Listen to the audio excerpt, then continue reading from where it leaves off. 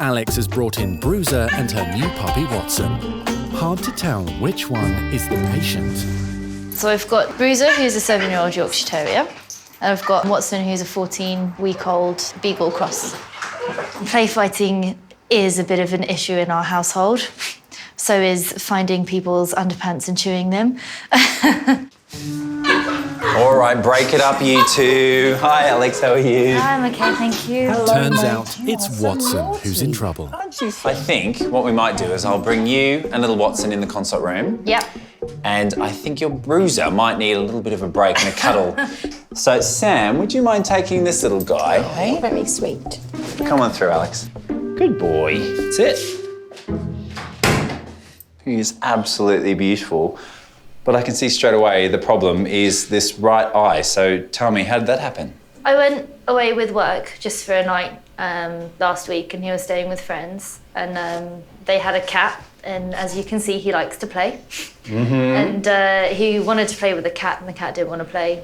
And the cat's just swiped, and I think the claw's gone straight in. That's your crazy puppy ways that have not paid off, because cats generally won't have their claws out. They'll retract them and just pat them. Yeah.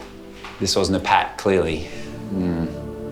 Looking at the eye for the first time, I can see that there is major damage here. This cat has really done a number on poor little Watson. Well, look, I mean, this is a significant injury, and actually there's more than one. So the pupil's not moving, or? The pupil, sadly, isn't moving at all. And certainly when I'm putting this bright light on there, it should constrict. Yeah. So that either means that there's major damage within the eye causing that not to happen, or the light's simply not getting to the back of the eye, and the eye is not feeling this light, is not responding to it at all of which are not great signs. I mean, I feel really sad, like really sad for him, because you always want to think that you could have done something more. I don't know, hopefully I'll stop feeling so guilty. He's a good boy. Good boy. Good boy. Watson's right eye is a ticking time bomb.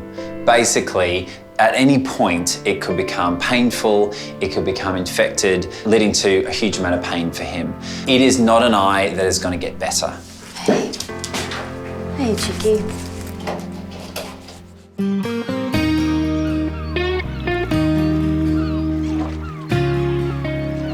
You're a good girl. Slow down, sweetheart. Down at the River Thames, one of Scott's longtime clients is on her way in with a brand new patient. The reason I like Scott as much as I do is because he's straightforward. So I'm a northerner living in the south of England, which has its issues. It's quite difficult. We're quite forthright, we're quite blunt, northern people, and Australians are too. Slowly, Mabes. Good girl. There's no more. After her last dog, Ruck, passed away, Ali recently adopted 9-month-old Mabel from the Battersea Dogs Home. She has issues. She's got a leg injury, which makes her, certainly that leg, uninsurable. Clean the camera on you, my baby girl. But, you know, she needed a home, and she needed someone who understood what she needed. We need to do some heel work, don't we, sweetheart? Yes, we do. The attachment to Mabel's kneecap was torn away from her lower leg. Surgery has been done, but the puppy is still having problems. So I'm taking Mabel to see Scott because I am interested in what he's going to suggest I do, or what I can do to help her, or what may happen if she needs surgery again. You're a good girl. I'm going to put this stuff in your eye. It starts off orange and turns green, and then it'll bind to any damaged tissue on the eye. Okay. 14-week-old Watson's right eye has been slashed by a cat's claw. Good boy. I'm just going to put a little bit of water in there. Owner Alex is feeling guilty after discovering the damage is permanent. While the eye remains, Watson will always suffer chronic pain. I think the most upsetting thing is that I'm supposed to be looking after him and responsible for him. Like, he looks at me for everything and to look after him, and I feel like I haven't. So I'm just going to shine a little bit of UV light in there now. The ulcer, the injury to the protective surface of the eye, the cornea, has already healed. And there's now a little scar that's present there. Okay. So that's good news then, right? I'd love to say it was good news, but sadly, the bigger problem is within. And what I can see is that your little puppy has a cataract that's formed. So what's happened is that this nail has gone so far in, it's actually punctured the lens. The lens is a structure that helps to focus light into the back of the eye, the retina, and then helps it to determine what image it's looking at. Sadly, we're looking at here is a dog that will lose the ability to see anything really but light and dark. And so then do we make the decision now, very heartbreaking decision, to actually remove the eye? Okay. So Alex, you've got one big decision ahead of you. This is something that is going to change his life forever. I'm feeling a little bit kind of helpless. There's just nothing that I can do. But let's see how the medication goes. Fingers crossed, you know, we'll hope for the best and prepare for the worst.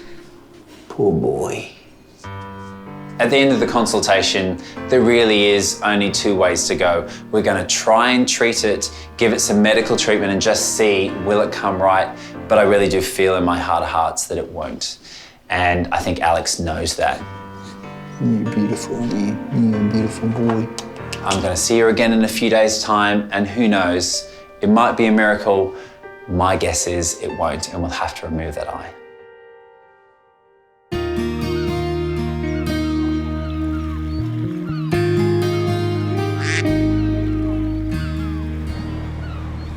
Come on.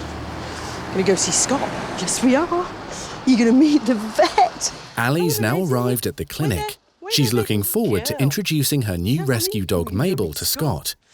Oh, no one here. We'll just go straight through. We know where he is, don't we? Hello, gorgeous. Yeah. Oh my goodness, so good to see you. Oh, but look, who is this? This is Mabel. Hello, gorgeous. Hello. Oh my word, she is absolutely beautiful. All right, let's pop you up, little lady. Oh, she's a little bit heavier than old Ruck used to be. Ali started coming to the Aussie vet 6 years ago with her very first dog, an English Bull Terrier called Ruck. It must be hard post-Ruck. I'm glad he chose his own time and you didn't have to put a needle in him. I'm really glad that I didn't have to on that day because I know I wouldn't have been able to keep it together. Easy for you, I don't think. And normally as a vet, you know, you can have a sort of a line. Sorry. It's Remembrance Sunday, so I'm never going to forget. On the day when I diagnosed Ruck's cancer, I could feel in his abdomen that something wasn't right, and my heart immediately sank. The test results came back, and I said, how bad is it? He said, he's riddled with it.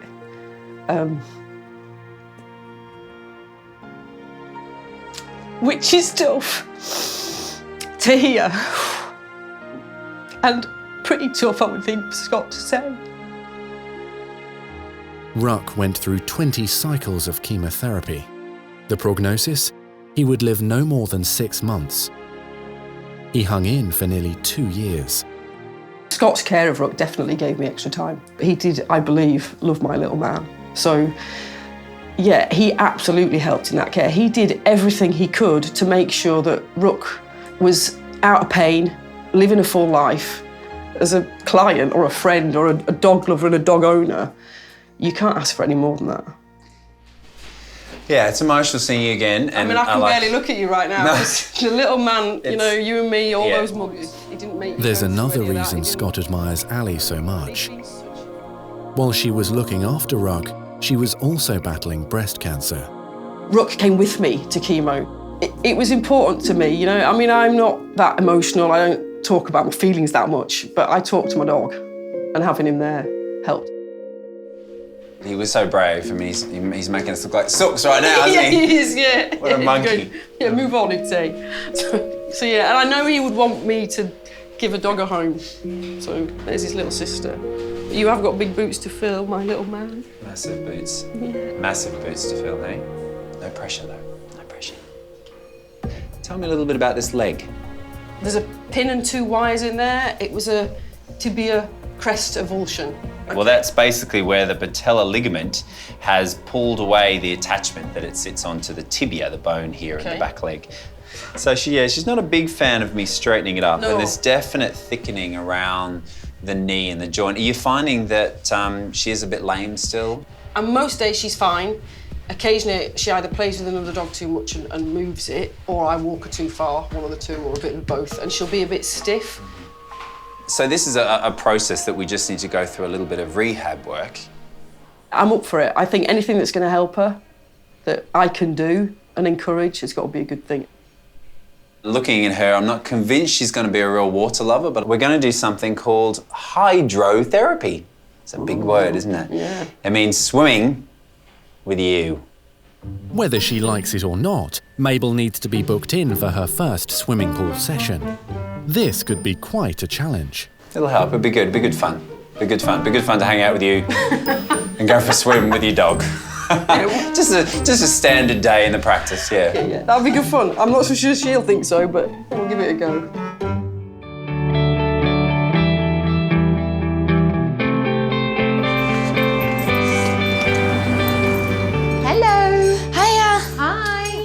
After 48 hours of soul-searching, Alex is back in the Richmond clinic with Bruiser and 14-week-old Watson. Yeah, is he all right? Ready for the big op? The lens of the puppy's right eye has been destroyed by a cat's claw. I don't know, a bit worried. Anticipation. Yeah. Yeah. So over the last couple of days, I've been thinking, because of the amount of pain that Watson's in and the long-term implications, I decided it's best just to take the eye out. I have no idea what's going to go on, eh? I didn't want to accept that it had to happen, because I think there's always just been that glimmer of hope that maybe he'll be able to keep the eye and it'll get better. But the more I've looked at it, the more I've noticed kind of actually how bad the damage is. Even 7-year-old Bruiser seems to understand his annoying little brother is not quite his usual self. He obviously has no idea, and he's been looking at me like, why are you so upset? Okay, let me take your little boy. Come here, buddy. All right. All right, trying to give Mummy a kiss goodbye. Yeah. All right. I'll give you a call once he's woken up. Okay, right. fantastic. Okay, see you soon. Thank you. Bye. Bye. Come on, buddy. I really do feel for Alex, and it's sad, you know, you don't want to do what I'm going to have to do to a puppy, but I suppose that's part of the job of being a vet. Here he is. Hello, little man. Head vet nurse Emma will be assisting in the operation. Oh, it doesn't seem quite right that he's got to lose an eye. No. Oh. No, it's awful when you feel like you're changing their face forever. I know. Bless his little heart. But you've got a beautiful face regardless, haven't you? Yeah. Yeah. I'll just make you comfortable. Hmm? Come on then. Let's have a cuddle with Auntie Em. Good boy. Hello, gorgeous boy.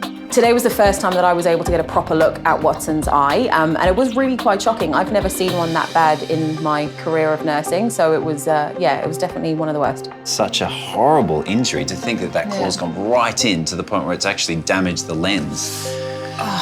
It is eye-watering, pardon the pun, but it is. Hey? Would he have been in quite a bit of pain from that? Yeah. I would imagine that's... Absolutely, and now he's got an eye that literally doesn't work. Yeah. And there's a bit of a time bomb when it comes to discomfort, so that's why Alex has made the brave decision to take it out. You'd be better off for it, little man. Let's pop that catheter in, shall we? All right, it's in there now, honey bunch. All right, good boy, brave boy, brave boy. I know. Brave boy. Just about to go into surgery on Watson's eye, and the main risks are that you might damage the optic nerve. Now, fair enough, you're going to remove the nerve going to this eye, but if you're a little bit too rough, you can actually affect the other eye. So it's a fraught thing because, of course, on one hand, we are removing one eye, you need to be damn sure that you're protecting the sight in the other. All right, let's get going, shall we?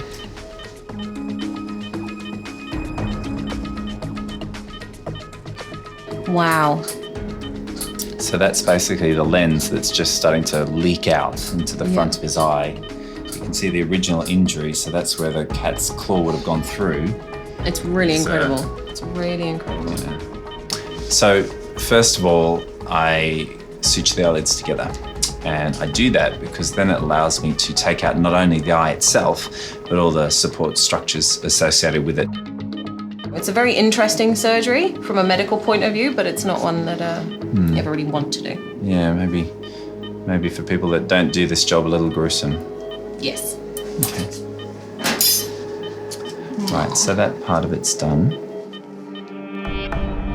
What I do after I've stitched the eyelids together is then I just make a elliptical incision, so basically an incision around the outside of the eye, then remove the whole thing in a little bag almost, right back to the optic nerve and artery, which is tied off so it doesn't bleed. How you doing up there, Doc? Yep, all good. The top part of the eye is nice and separated, so that's getting there. Yeah. So now I'm at the crucial stage of cutting through the optic nerve. Cutting the nerve, obviously, this means I'm severing his chances of ever being able to see through the eye again. So this is definitely the no turn back moment.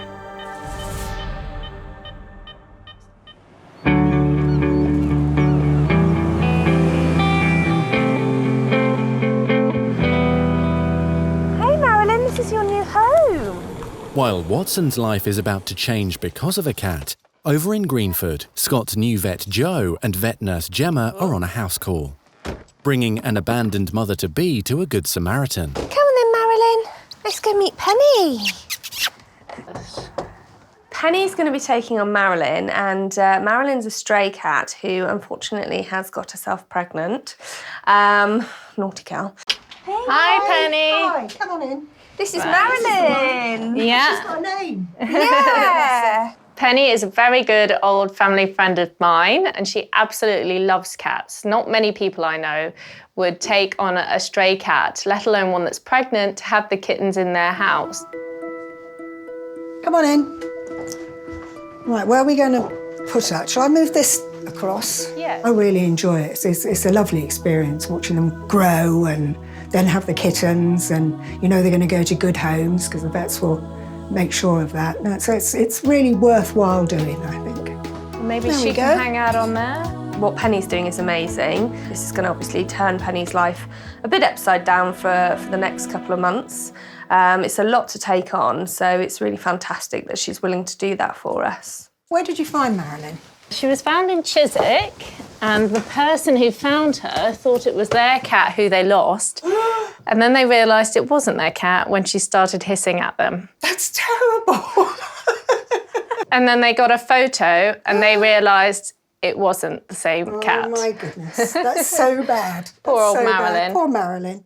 The plan today is for Joe and Gemma to ultrasound Marilyn and check on the health of her unborn babies. Should I start setting it up? Yeah, if you set her up, and then Penny and I will let her out. It should be a simple procedure, but Marilyn already has a reputation. She is a little bit of a feisty madam, I'm not going to lie. She can scratch and bite. I'll try and hold her, or do you want to hold her? You're the expert. Yeah, oops, there we go. I don't think it's going to be an easy task. Oh, Baby on naughty the nose. baby. Oh, look at this fur flying.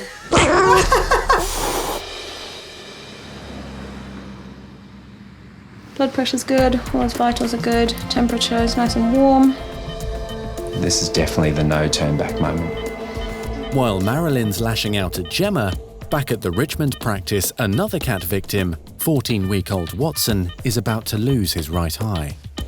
So now I'm at the crucial stage of cutting through the optic nerve.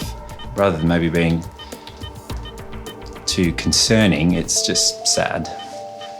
One painful eye now removed.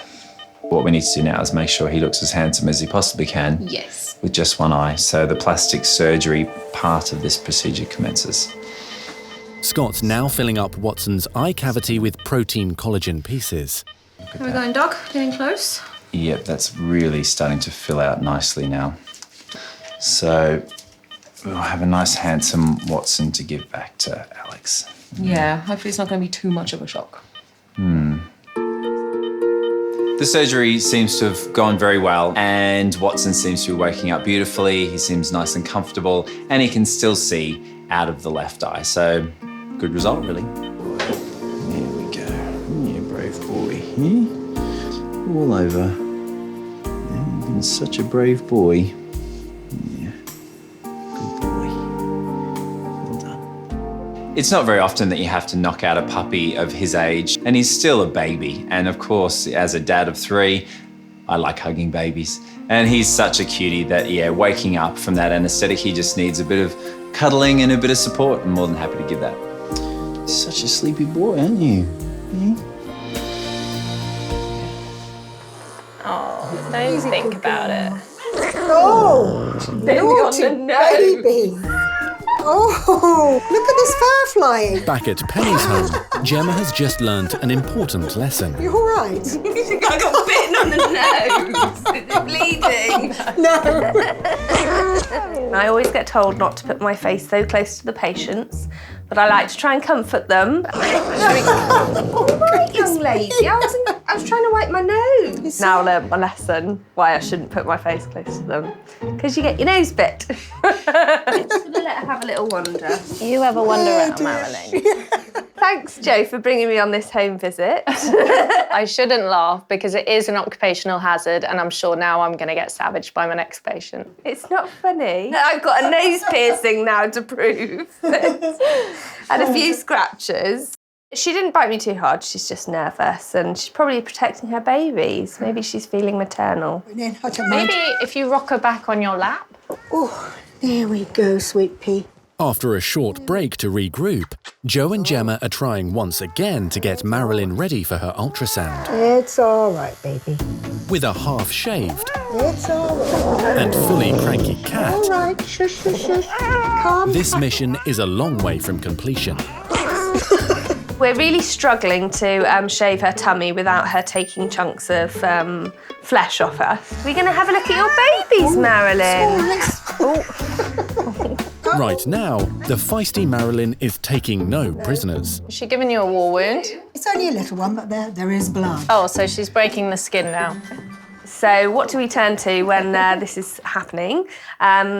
It's our secret weapon, treats. Good girl, Marilyn. Come on, sweetie. Let me think about the treats. I haven't done this with a patient before.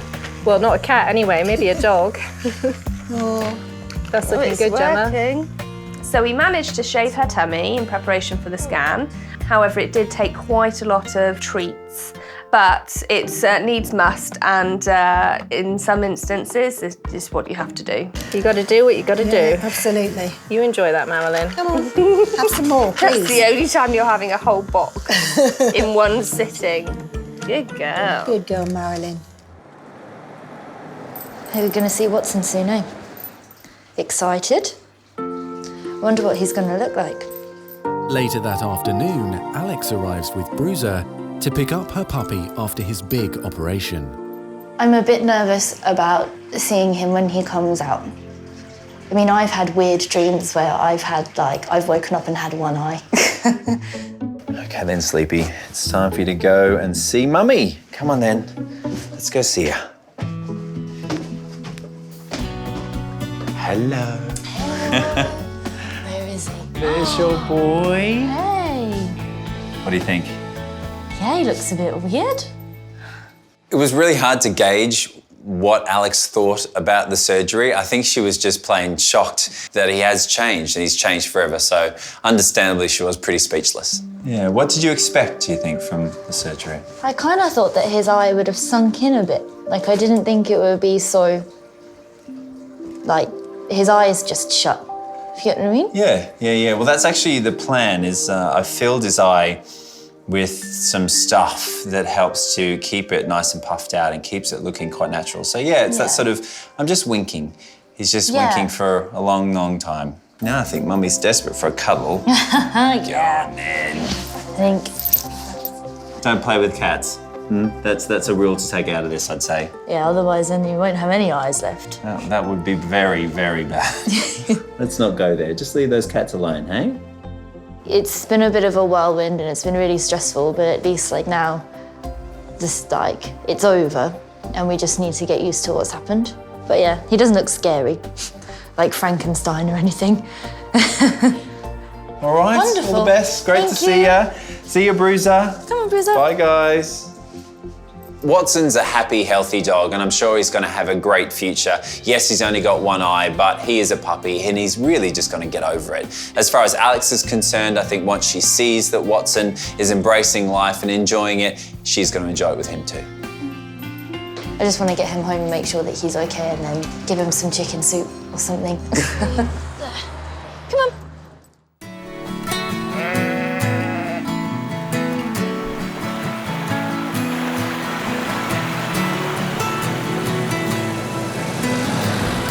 Scott can never be sure what each day will bring. Now he's on the road after being called out to an emergency. So I've just had a call from a girl called Lucy, who's actually a veterinary nurse at Wildlife Aid. That's a band of dedicated animal carers who look after sick and injured wildlife. She's called me about an injured fox. Now, foxes in the UK, they're a little bit like Marmite. You kind of either love them or you hate them. But as a vet, that doesn't matter to me. It's not my agenda. It's all about helping injured animals. So of course I'm going to go and see it. The Wildlife Aid Centre is 21 miles from London in Leatherhead, Surrey. Staffed mainly by volunteers, the team handles more than 20,000 wildlife emergencies every year. Got all the equipment for you here. There's a towel. Okay. Some Kevlar Vet gloves. nurse Lucy was on duty when the fox was rushed in. Now, I caught her yesterday, so I'm going to get you to do it today. Okay, she's around this way? That's right, just round there. All right, I'm going in. Wish me luck. Good luck. She was brought in after being found limping around a garden. We expected that she'd been hit by a car. We could see it was a horrible fracture, so we needed to knock her out, give her an anaesthetic and then x-ray and have a look at the leg. I'm really concerned with what I've seen on that x-ray. I don't think the dressing is going to be enough, so we'll see what Scott says. So whenever you're dealing with wild animals, at some point you have to catch them. So we're going to grab her with a towel, hopefully not get bitten, and then take her out for a quick exam. Good girl. Well done. Good girl. Well, actually, I was pleasantly surprised. Sweetheart, you are. Come on then. I was able to catch her nice and quickly, and she was actually a really sweet girl, so I've decided to call her Sweetie. All right, Lisa, I've got that muzzle in my pocket, actually. Can you grab it? Got it. There you go. Thanks very much.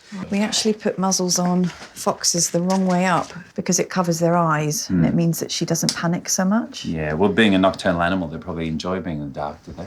And she's much more relaxed and easier to handle when they're like that. So the biggest concern that we've got regarding her leg is if her leg can't be fixed, it means she can't go back to the wild. Certainly I'm feeling a bit of pressure now because if this surgery doesn't go the way you want it to go, we'd have to put her to sleep. Would you have a look at her x-rays and see if anything can be done for her? All right, so should we try and pop her in the box Yeah. then?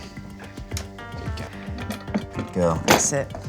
So these are the x-rays that we took of the fox. Yeah, it doesn't take much to see the problem, does it? Right there, so mid-radius ulnar or forelimb fracture there on this poor little lady. Oof, looks very, very swollen. Were the bones actually popping out of the skin? Was it an open fracture? No, it's a closed fracture. There's no wounds at all, just the swelling, as you can see.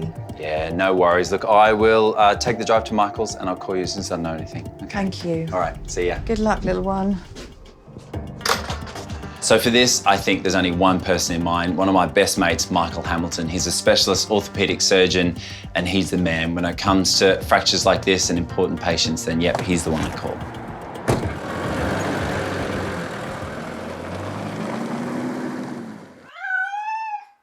Have I set it up okay? Is it working?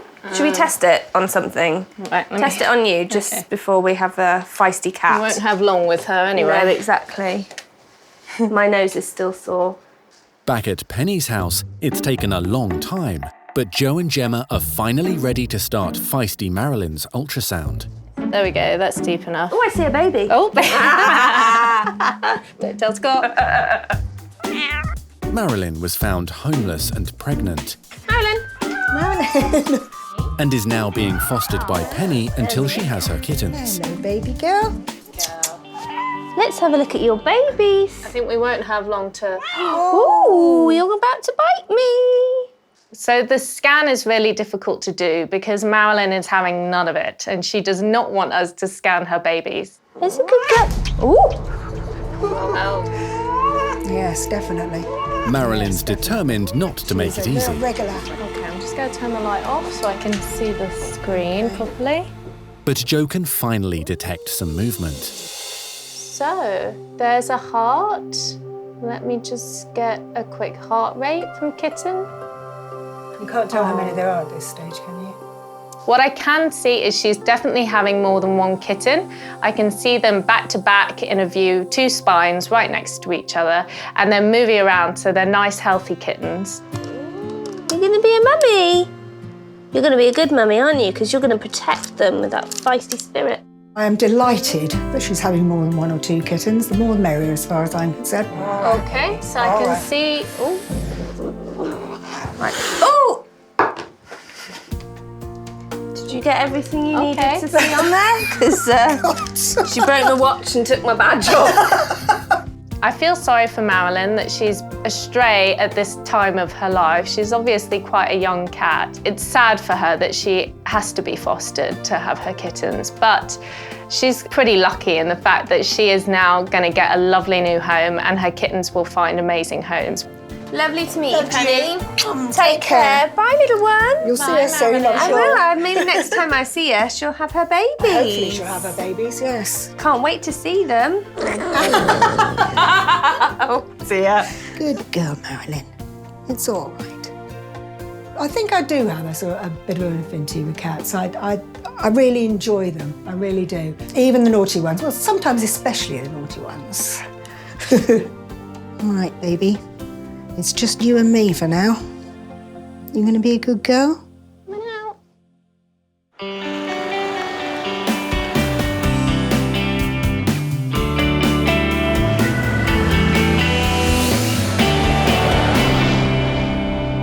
Scott has arrived at the Cherry Tree Veterinary Practice in High Wycombe, Buckinghamshire.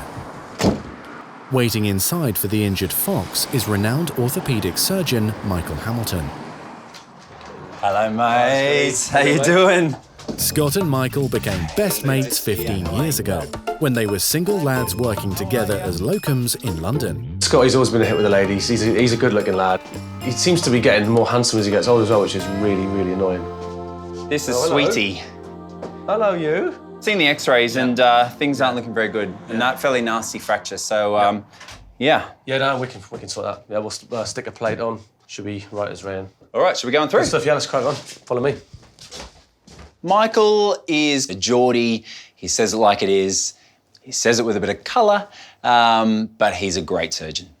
So, Scotty, top of the box off or open the door? Well, I think more to the point is that I got her in there, so I think it's fair that you get her out. Oh. Interrupting? Hello, Ems, coming in. It's BYO Vet Nurse Day today. Oh, hello. We're just trying to work out who's going to get the fox out of the box. He's got the expensive fingers, so I think it's going to be me again. Hello, you're a bit gorgeous. Emma's afternoon off has been cancelled. With Michael having no prior warning about Sweetie's surgery, the lads needed someone to help with the fox's anaesthetic. So when I got the call from Scott about operating on this wild fox, I was really, really excited. Anything new that I've not seen before or not dealt with excites me, and orthopaedics as well. It was just brilliant. Okay, yep, there we go. Thank you very much. Right, got her. Yep. First muzzle of a fox. First muzzle of a fox. Wildlife need to come out absolutely perfectly, because if they don't, they just can't function in the wild. So sadly, as a vet, it means if we can't fix them, we have to put them to sleep. It's not a great proposition. You happy? Oh, it's static, yeah. Nice. Yep. Michael will be fitting a compression plate inside the fox's leg to stabilise the fracture. There we go. It's a routine operation that he's performed countless times. But just as the surgery begins, Oh, you're kidding me. there is a major hiccup. Seriously, man, this is not good. Repair loan drill. Thing. Michael's personal drills were taken for servicing yesterday, and the replacement drill has failed. Today of all days. If you swear enough, it'll work. Piece of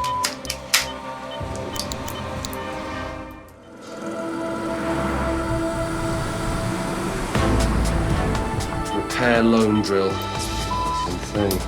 At Cherry Tree Practice, specialist orthopaedic surgeon Michael Hamilton is struggling to stay calm. Today of all days. Okay.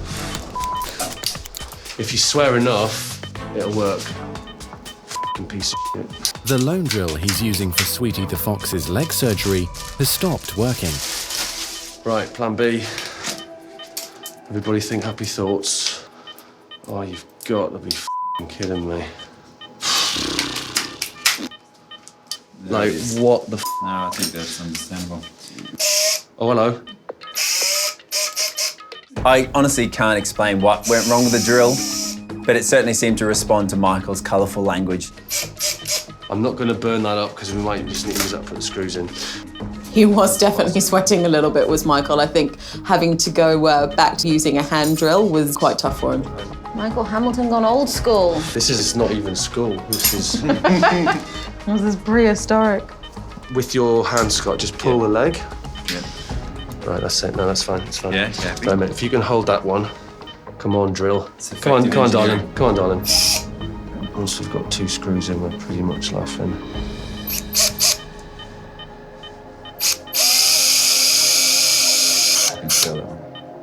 It's going all right now, as long as that drill keeps working. We've got a screw in the bottom there, look. Screw in the top there. The fracture line is under there somewhere. This fox is going to use this leg, hopefully, pretty much straight away. With the crisis over in the operating theatre, Emma lightens the mood.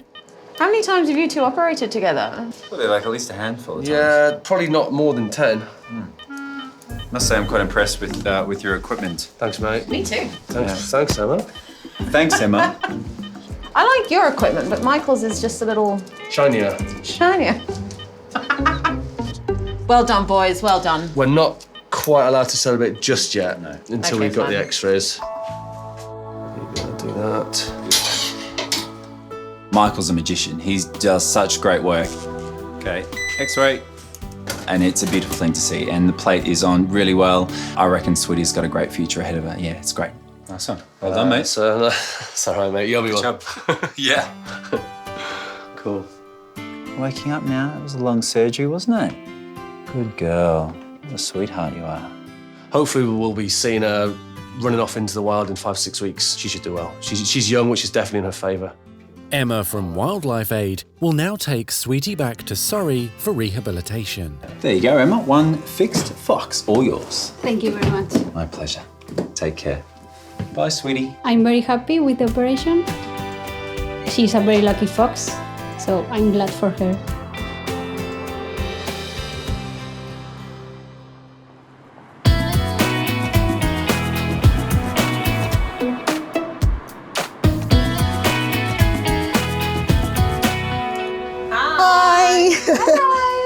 Hello, Gemma. I was just about to get the kittens out. Oh my God, they're so cute. I want a cuddle. Oh, you better have one. 3 weeks later, Joe and Gemma are back at Penny's to check on Marilyn's new arrivals. Pass them up. Hi. Hello. Oh my God, these kittens are so cute. They're just too adorable. I want to take them all home with me. Hello, babies. Oh, don't stand on your sister's head. So last time I saw Marilyn, she bit me on the nose, but this time she has been a model mum. She's been really, really lovely with her kittens, cleaning them and letting them feed from her. So she's been really great today, much calmer. Nice strong heartbeat. Good. Can't hear any murmurs and the rhythm sounds good. What are we doing to your baby, Marilyn? It's all right. Penny took Marilyn in when the young cat was pregnant and had nowhere to go. Oh, look. Oh, You reaching for your baby? a cuddle. Now her 3 boys and 1 little girl all need names. You're called Lulu. You like Lulu? Yeah, okay, I like Lulu. And then this is Bob. Right. And this is Bert. Oh dear. And this is Alfonso. No. No. That's no Alfonso. We need a cute name for a little animal. This is a Tim. A Tim. A Tim. Oh, Bert. Lulu, Bob, Bert, and Tim. Aw. I always find it really difficult to say goodbye to the kittens and the mums usually, but I know they're going to good homes and that's the main thing. I think it's very important that people do foster. There are so many creatures out there, you know, somebody's got to do it. I'm really proud to be able to do it. Oh, good girl. Bruiser, come on, you're losing really badly. Come on. As for Watson, having only one eye is clearly not holding him back. I think he looks like he's got a battle scar. Like he's been in a war zone somewhere. So I think he looks like one of the cool kids in the park. Hey, yeah. Hello, Trouble. Hello, mates. Look at you. Hey, aren't you looking fantastic? Hey? You're certainly not having any problems seeing, clearly. No, he's been chasing his tail out of the socket. No way, so out of the right-hand side, he's chasing his tail? Yeah. Wow, that's a pretty good sign that you're doing quite well. And then as far as sort of responding to the world now, he's only got the one beautiful brown eye left. How are you finding that? Is he doing well, coping okay? Well, he gets more attention now, believe it or not. Of course he does. Hey, So- who wouldn't stop for a one-eyed pooch, hey? One-eyed Watson, he's now called One-eyed at work. Watson. That Yeah. sounds good. Rolls off the tongue. It seems like Watson and Alex are doing fantastically well. Alex has still got a smile on her face after everything they've been through together. And Watson seems like he's just getting on with the job. I mean, he's still a naughty little puppy, getting on well with Bruiser and other dogs in the park. And also it seems that he's getting lots of attention from lots of other girls. Sounds like a terrible, terrible life. Good boy. Are you a good boy? Yeah? Yeah. Yeah. Well done. Well done, buddy. Well done. Yeah, good boy. At Wildlife Aid, there's good news about Sweetie. The hand, that's perfect. Michael's surgery has been a success, and the fox should be back in the wild in just a few weeks. Nothing beats working with wild animals. So many times you let them go and you see them walking off and they look back as if to say thank you, and that's the best feeling in the world, it really is.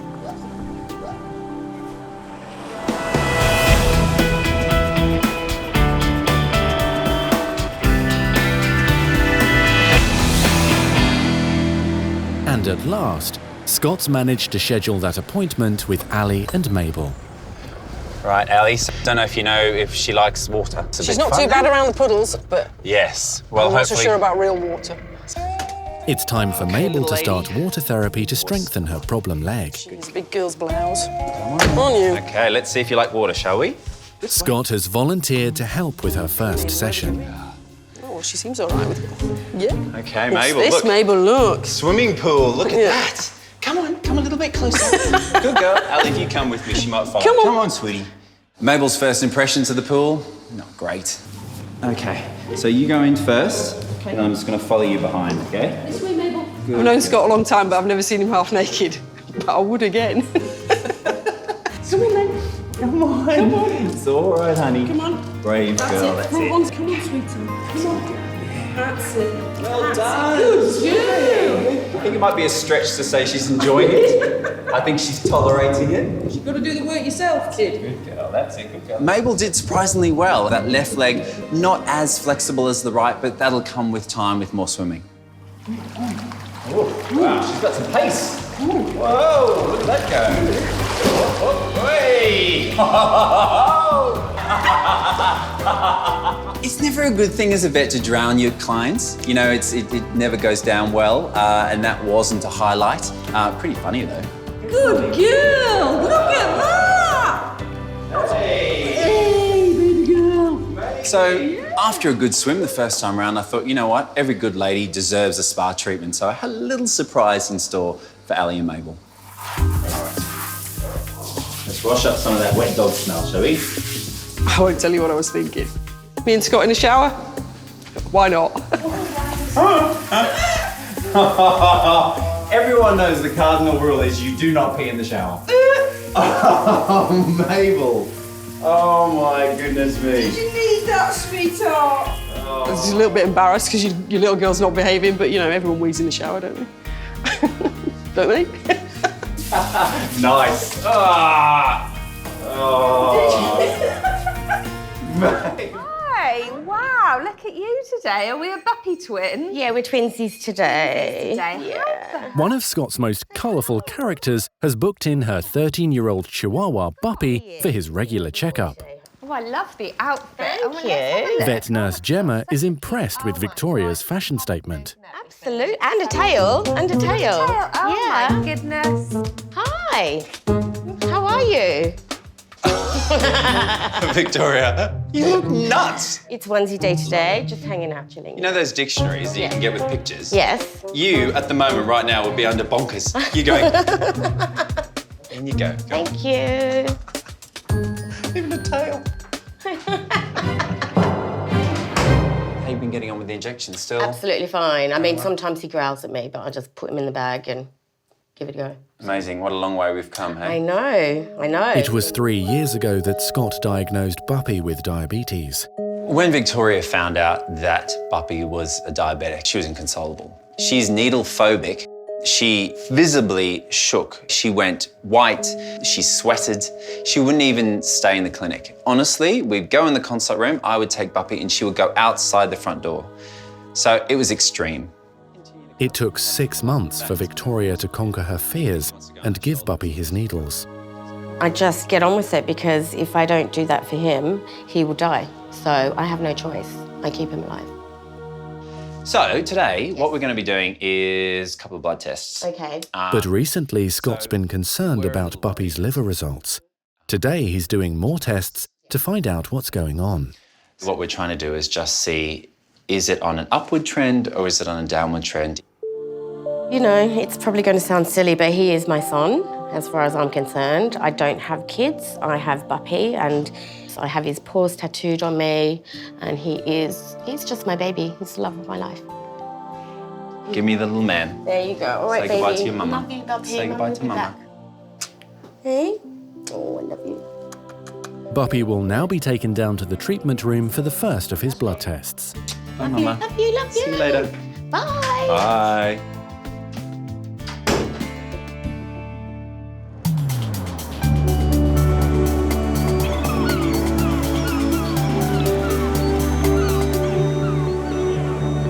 But before Scott can start investigating the condition of Buppy's liver, head vet nurse Emma puts him on edge.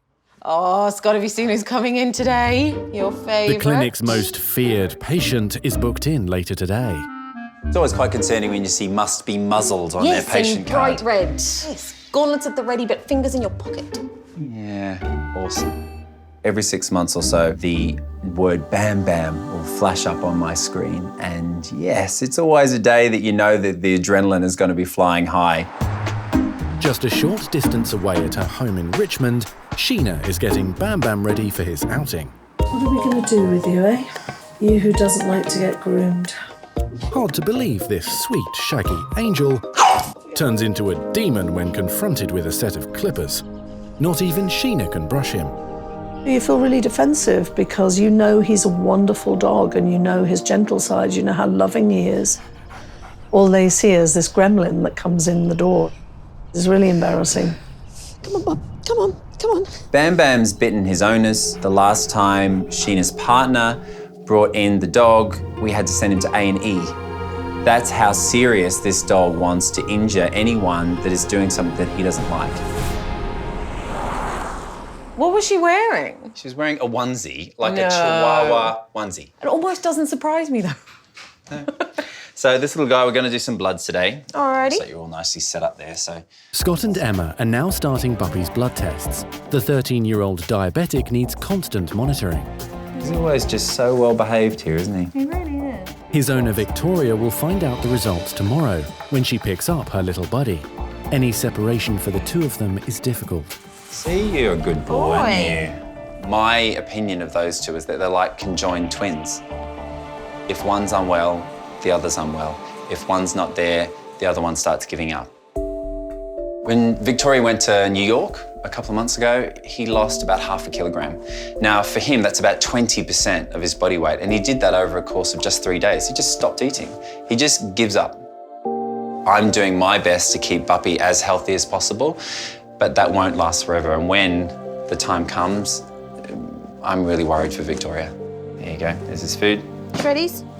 Off you go, champ. Only the best for sir. He's even got some lipstick from Mum on his head.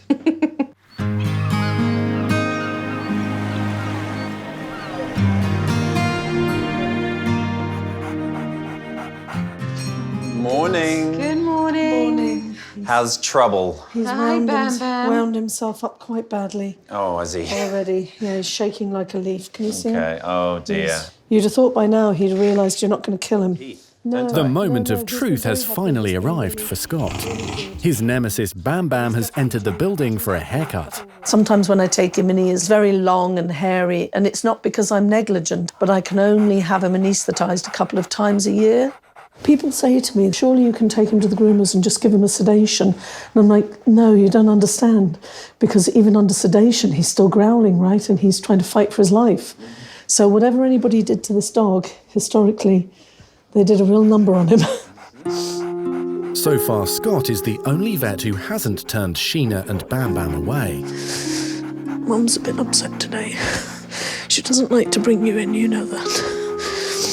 The reason why Scott's been so amazing is he's A, never thrown me out with Bam Bam, and what Scott never did is he never judged me. Bye, baby. Bye, hon. Bam Bam, come on then, buddy. Let's go. Good boy. He's shaking, look at him, poor little thing. He doesn't realise that I have to do it, because he's a dog, he doesn't understand. Please give me a dog back at the end of the day, because he means so much to me. I'll look after him well, and we'll give you a call once he's woken up. Okay, thanks a lot. See you later. Okay. Bam Bam. No. But as soon as Scott and Bam Bam are alone, no. Hostilities break out. No. If he came in growling, everyone would know where they stood. Don't be nasty, come on. But because he comes in very calmly and then launches within seconds, he is an exceptionally dangerous pet. Oh, no. Don't be horrible. No. Stop that. I think we're going to need some more drugs today. Right, so we'll do our usual technique. Okay, I'll slide this through the door. Scott has to literally treat Bam Bam like a wild animal to sedate him. It's primitive, but effective. Okay, you've got him? I've got him. It's all about fear. He's fearful of me, and I'm definitely fearful of him. Okay. See what happens. Come on. Ooh, yowza. It's always a day that you need a stiff drink when Bam Bam comes in. A bit dozy. Yeah, those drugs kicking in. Right, okay. Finally, Bam Bam appears to be docile enough to be handled. Just always be careful. You remember this guy actually growls in his sleep. Even with the muzzle on, your adrenaline is pumping high. We should keep a very close eye on the depth of this anaesthetic for our safety as well as his. My heart's pounding. I'm shaking a little bit. I've still got to do my job as well as trying not to get eaten, so nerves on tenterhooks. So, do you want to do the fur and the feet? Yep. And I'll do the body bits. All on you.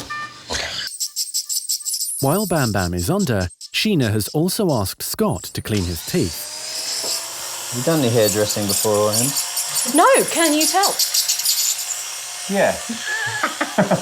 I've never claimed to be a groomer. A shearer, however.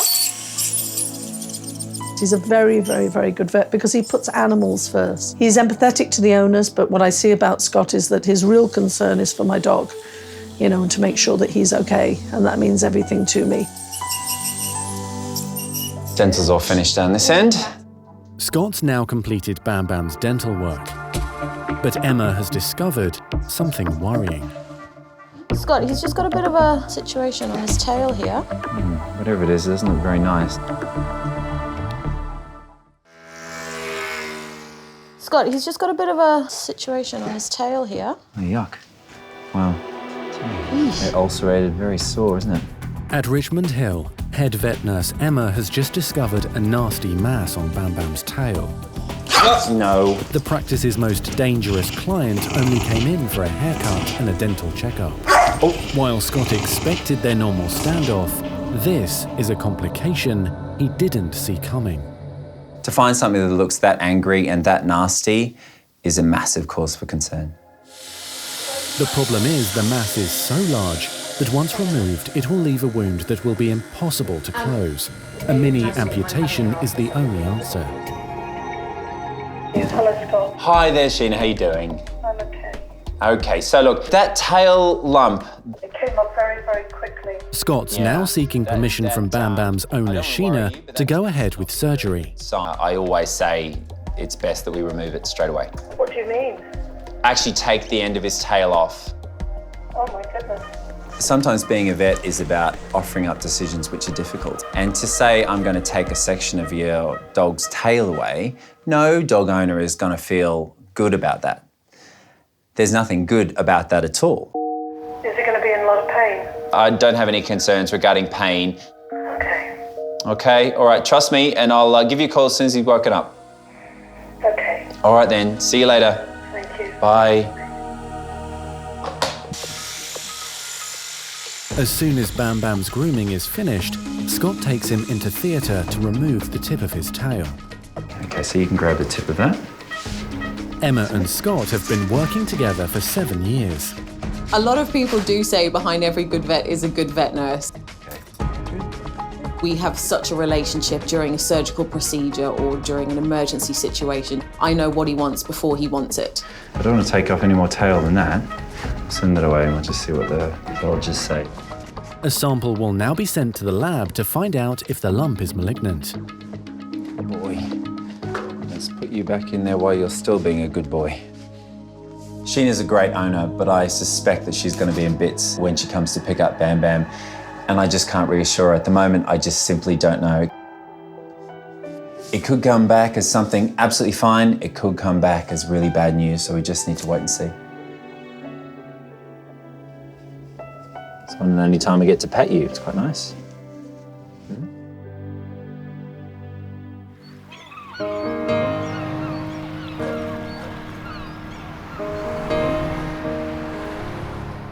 There's the little lady. Do you want to give Daddy a cuddle?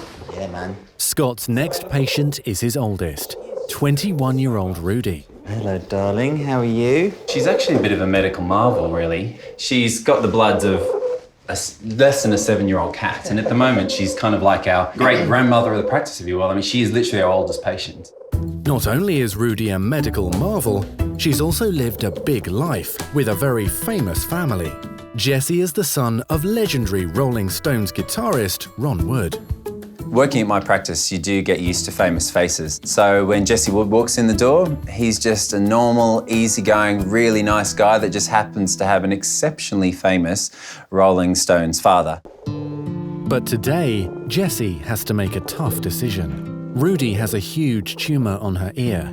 It needs to be removed, but a general anaesthetic for this senior citizen could prove fatal. Now, normally, we wouldn't go near a cat of this age to try and do a procedure. It's nerve-wracking for me as much as it is for you. Yeah. We don't know what that lump is. Right. And of course now it's breaking open, it's becoming infected, and it is bothering her. So it's leap of faith time. She's an old lady, she deserves to be comfortable. So we need to be brave and we need to go for it and just try our best. She's very loving, very chatty, very demanding, a very happy cat. She loves all men, I'd say, especially Scott. Right, good luck, miss. Shall I put her back in here? Yeah. Here we go. Good luck. See you on the other side.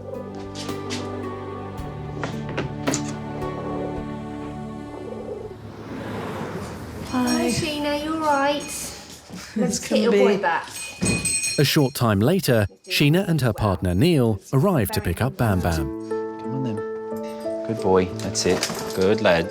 A sample from the lump on his tail has been sent to the lab for analysis, but it will take several days to find out the results. There we go, out to see Mummy. Sheena is still very shaken. B. Oh, he's coughing, is it? Because he wants to get to me. I knew she'd taken it badly, but then to see the reaction of her to actually collapse on the floor like that, I've never seen anything like it. How are you feeling about everything? It's scary. It's really heartbreaking. And I had to take a couple of tranquilizers that then made me really think it was a dream after I heard about the tail. So we'll be sending it off to the pathologist. I know you're worried about it, but it's something that we'll have to just hold fire on concern for 3 days and wait until that result comes back. Okay. Taking a little piece of him off is traumatic. He doesn't understand it. Take care, all right, no worries. Fingers crossed. The news is going to be good for her. See you, buddy.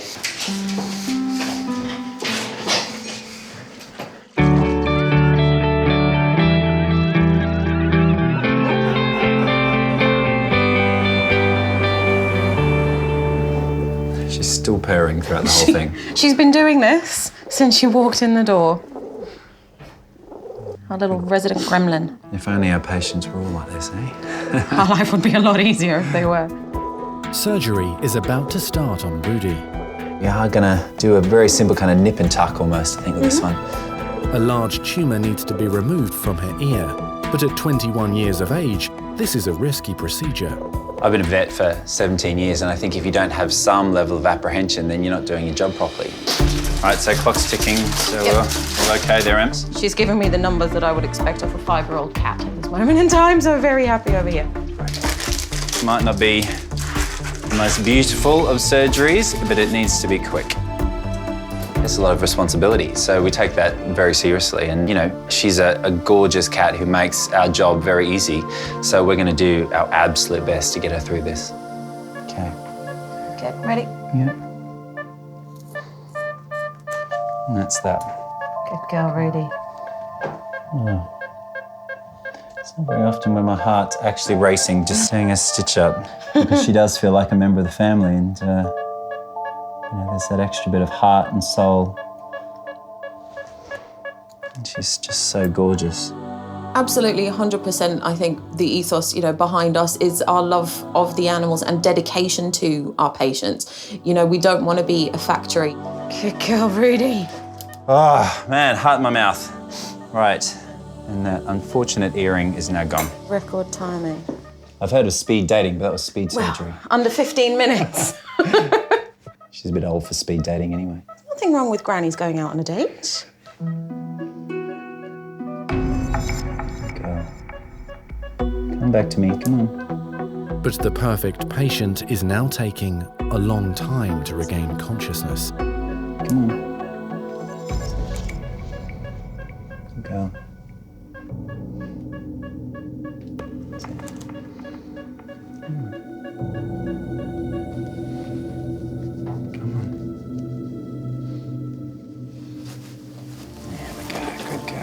Good girl. Well done. There we go. Well, that was definitely one of the most stressful anaesthetics of my life. Welcome back. Oh, right. Yes. And breathing. Mini high five. Mini high five. Job well done. Her heart was going, our hearts were going. Yes. She was breathing, we were not. She did it all for us. She's already started purring.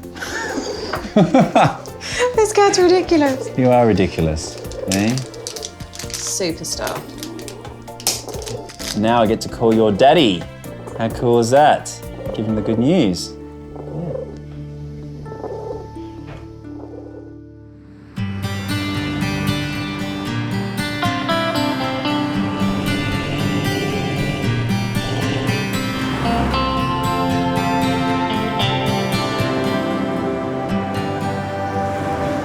It's been a day full of drama, and it's not over yet.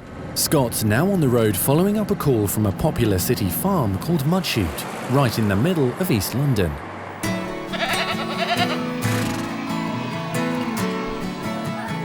Mudshoot Farm is such an important part of the East End. To have free admission to places like this in London is really quite phenomenal, and the amount that the kids get out of this is brilliant, particularly as they live very urban lives. Scott's patient today is one of Mudshoot's smallest residents. Right, so Nick, I think Papa's down this end? That's right, he's in with the other rabbits at the moment. Okay, how's he getting on? Well, he's okay, but in himself, but he does have this recurrent problem with his teeth, which keep regrowing like crazy. Gosh, I can see them. They are some massive gnashes, aren't they, right now? That's right, and that's only about 2 weeks growth since they were last clipped, yeah. Wow. So, okay, well, let's have a closer look, shall we? So when I saw Papa, I was pretty shocked. You don't very often see teeth on a rabbit that look like they should be on a rhinoceros. Okay, so now getting hold of him may not be entirely straightforward. Yes, that's always the reason that rabbit owners are late to the vet. I'm trying to catch them. I'm happy to leave it to the expert. Oh, here we go. mate. It's a professional at work. There we go. Wow. They are impressive, aren't they? They're almost like tusks. It's not a great look on him, is it? Let's be honest. And of course, it's going to interfere with his eating, isn't it? They were pretty substantial and exceptionally abnormal. You certainly want to be careful to take your eye out. Papa, he wasn't a planned acquisition. He came to us when he was dumped in a hedge, basically, along with another rabbit. So they've been living with us ever since.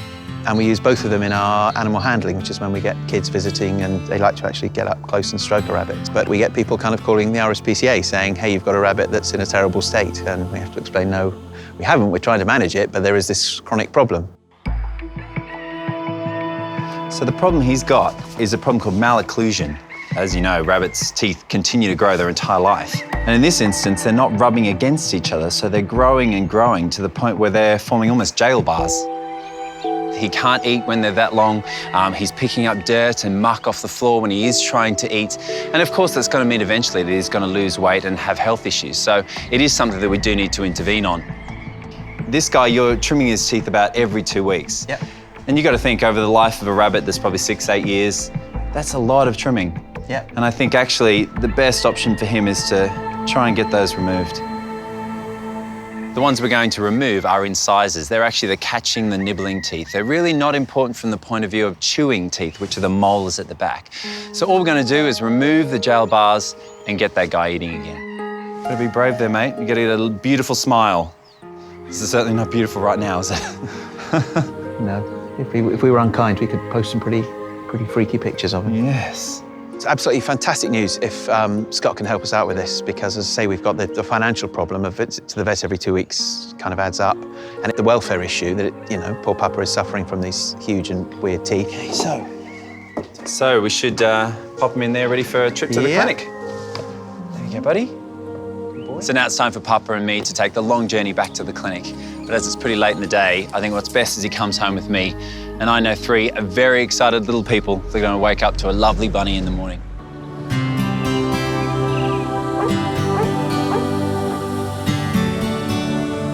Hey, darling. Yeah, do you like Hetty?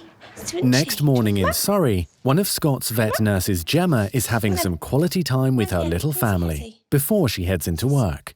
My animals mean the world to me. They're my little fur babies. I have Fred Astaire, who is my 10-year-old miniature schnauzer. I've got Elvis Presley. I think he's about 4. I rescued him at Christmas. And I have Hetty the hedgehog. Is that Fred, Hetty? Yeah. So Hetty got handed into one of our practices. She'd been found in the local park and we think she'd been attacked by a fox. She had some quite bad wounds. Who's that? Incredibly, little Hetty survived the attack, but Scott couldn't save her right eye. She has unfortunately got neurological issues, so she can't be released to the wild because she just wouldn't survive.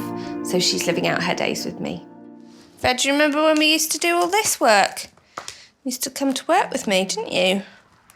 See Uncle Julian? In Gemma's former life, she was a fashion designer and even worked for the king of couture glamour, Julian MacDonald. It has been a huge career shift. Some people thought I was crazy, but I love being a vet nurse. I feel like I make a difference to people, who are really upset about certain things with their animals being sick. I can relate to them, so it's definitely the right decision for me. I really love it. Come on then, Hetty Boo. You're coming with me today. We're gonna have a checkup and a bubble bath. It doesn't faze me having to deal with the poo and the wee and vomit that we have to deal with on a daily basis, but the clothes do. Let's go to work. They are the most unflattering, disgusting attire. Definitely not my choice of clothing. So that is definitely been hard. Come then, Hetty. Good girl. So Goldilocks was very hungry, but very naughty. Can you feel the porridge on there? In Twickenham, the Miller household is also up early. Scott's daughters, Summer and Quinn, are about to get a surprise. Girls, look what I've got. Their new playmate is one of the favourites at East London's Mudshoot Farm. The little rabbit suffers from freakishly large teeth. Why is his teeth so long? You know how like you've got your baby teeth and you're ready for your big girl teeth? Well, when you get your big girl teeth, they stay the same size. But rabbits keep growing and growing and growing. So you know what Daddy's got to do? He's got to take his teeth out. Oh my goodness. My kids are massive animal lovers, and it doesn't take much to get them overexcited, particularly fluffy things. Oh, well done. Well, let's see. No. It was love that changed the life of this Aussie vet. He met his English wife Zoe on a blind Look at date. his feet, he's got... I'd had, a few heartbreaks and decided, you know what, I'm giving up on that and I'm just going to get a dog. Much, much simpler. But then realised, wow, having a cute puppy really helps pulling girls. And we had an amazing first date and, rest is history. Is he cuter than Daddy? Yes. Oh, get out of it. That can't be true with those teeth. You're joking. I still love you though. Oh, thank you, sweetie. All right, should we let him have a little hop about? There we go. Queen, you sit there, that's it. Zoe and I got together and then actually moved out to Portugal. And then just as we found out we were pregnant with our first child, we decided that actually we wanted to come home to be able to be around Zoe's family. So we came back to this lovely area of southwest London, which is just glorious. Bye-bye, beautiful. Bye. Okay, see you later. I saw his butt. You saw his butt? Oh, dear. All right, little man, all good? While Scott's chauffeuring Papa to the Richmond Practice, Gemma's now arrived with Hetty at Scott's second clinic in St Margaret's. Bubble bath time. You can't have a bath in there, can you? I think Hetty likes her baths. Once she's got herself in a comfortable position and she knows she's not going to inhale the water, she relaxes and quite enjoys it. So it's more a shower than a bath, hey Hetty?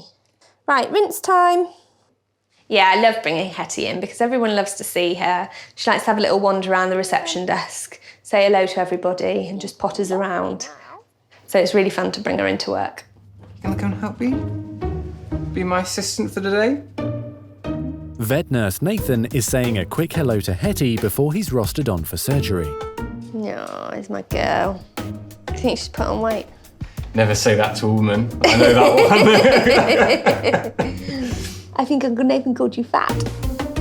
Right then, Hetty, should we weigh you? Wow, 1,200 grams. You're a big girl. Come here, you. Hetty's doing really well. She was 800 grams when she first came into us and she was quite poorly, and she's now 1,200 grams, so she's put on quite a lot of weight. Good girl, Hetty Boo. She's healthy and happy, which is fantastic, but she is a little bit chubby, so I think I'm gonna have to put her on a diet. She's got a really bright future ahead of her though, and I'm so pleased that she'll be spending out her days with me because I love her very much. Good girl. Do you want your blankie? Oh, I better get back to the desk.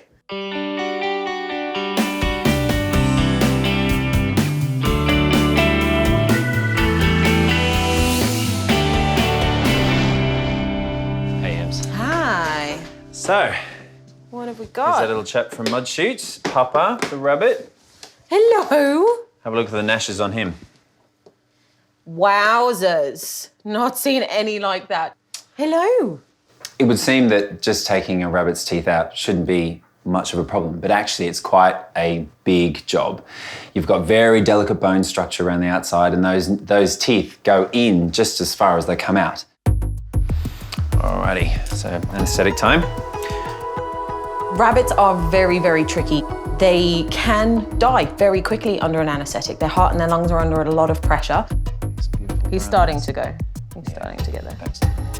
They actually use a huge amount of anaesthetic. Sometimes the volume that you give a small animal like Papa, you give to a large dog. So it does make it quite difficult and also quite dangerous. This is no straightforward dental procedure, and this is no average bunny.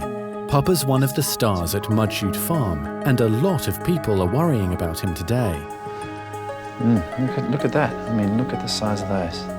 Let's try and get his temperature and stuff nice in What the we might meanwhile. actually do is, why don't we give it a little bit of gas?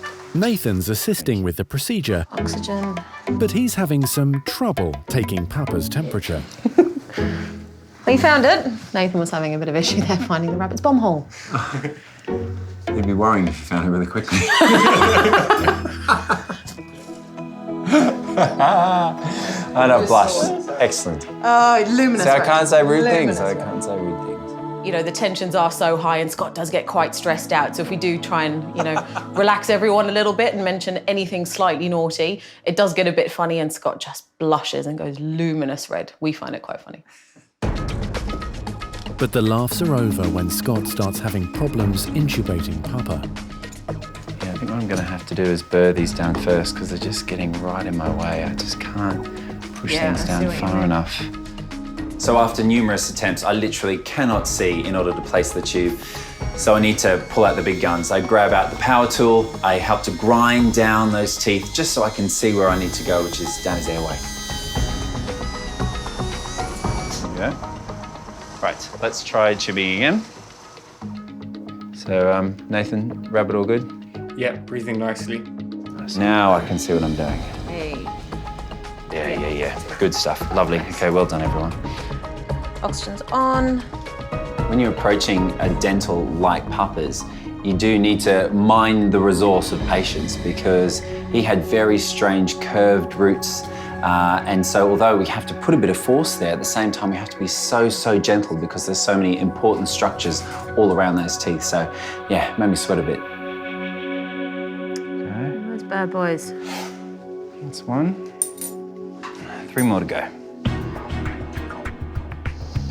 You've seen how long the roots are. It's not something that is lightly undertaken. Number 3. These teeth are actually the more dangerous to remove because they go right up into his nasal passages. Okay, look. No wonder that was difficult to come out and see the curve on that. It's like a letter C. It's exceptionally delicate. I mean, I've got a very sharp instrument here and his brain is only there. So, yeah, it's... It's a little bit nerve-wracking at this moment in time, isn't it? I think to say the least. Yes.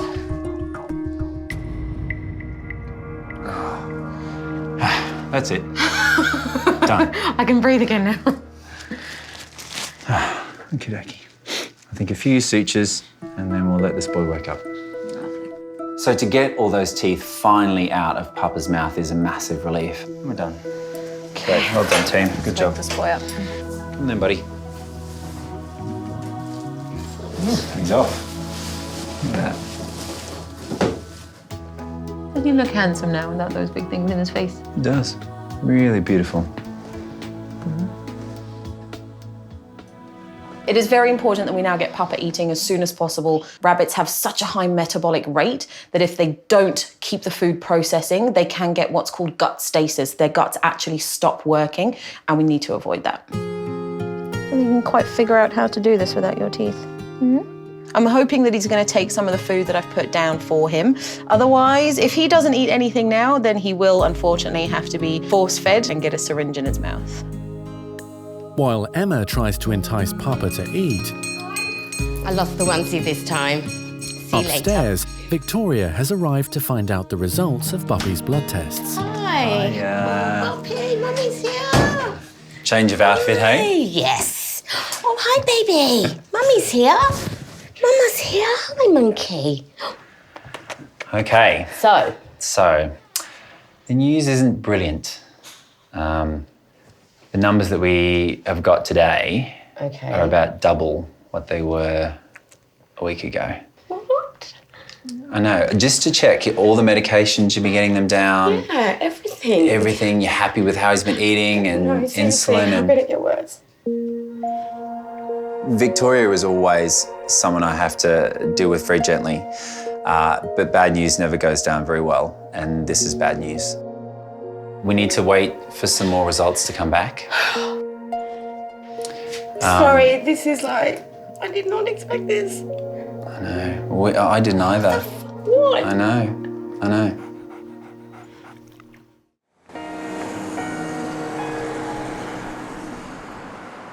What are you saying? Well, his levels have doubled. One of the main liver enzyme was 360, and now it's 720.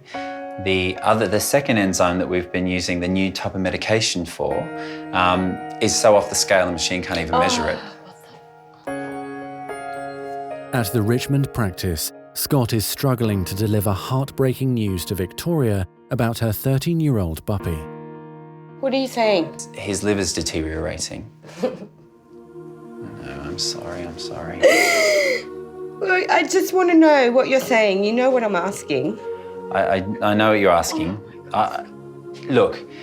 How much time? I need to know. We're probably looking at months. I need to just go outside. I need to just take him. I can't. This isn't what we were coming here for. I need to. I'm sorry. I have to go outside. Just. You're all right.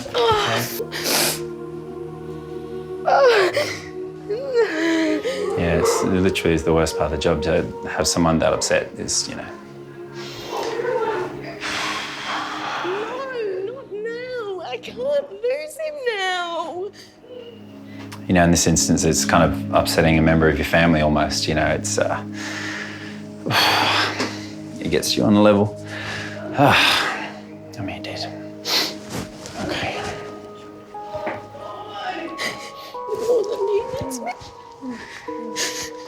It's not very often that you're caught off guard when you see an animal who seems to be going well, putting on weight, seemingly healthy, well managed, well controlled, and the numbers are not reflecting that. We were shocked when we saw the numbers. I thought, oh my God, my heart dropped because I know how much Victoria thinks and feels about that dog. And I knew that it was going to be a dark day. I don't know what to do. At the moment, there's nothing that you can do. I knew he was going to go this year and I need him.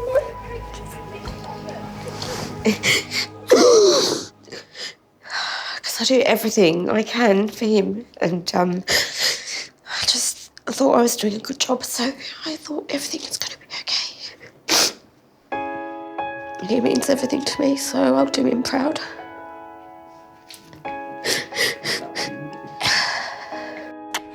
To have a client run out of your consult room after you've reported results, it's tough.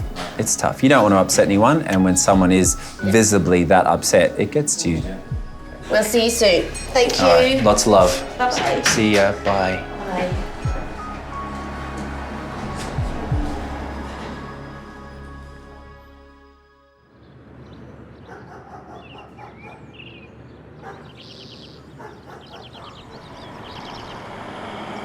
So we've done it, my beautiful girl.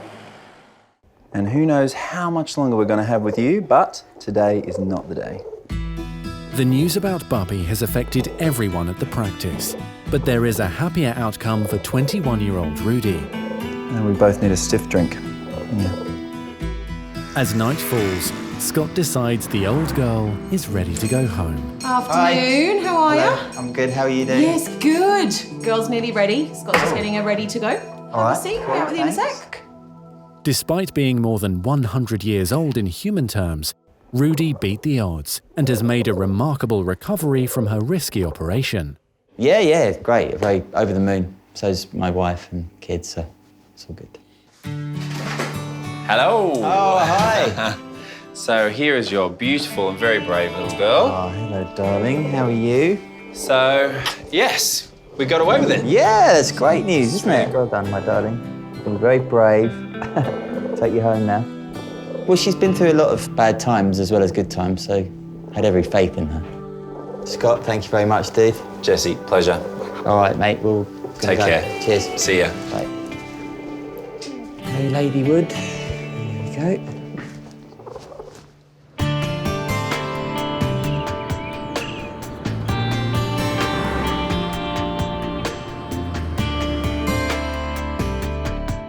Hey, Papa. What are you doing?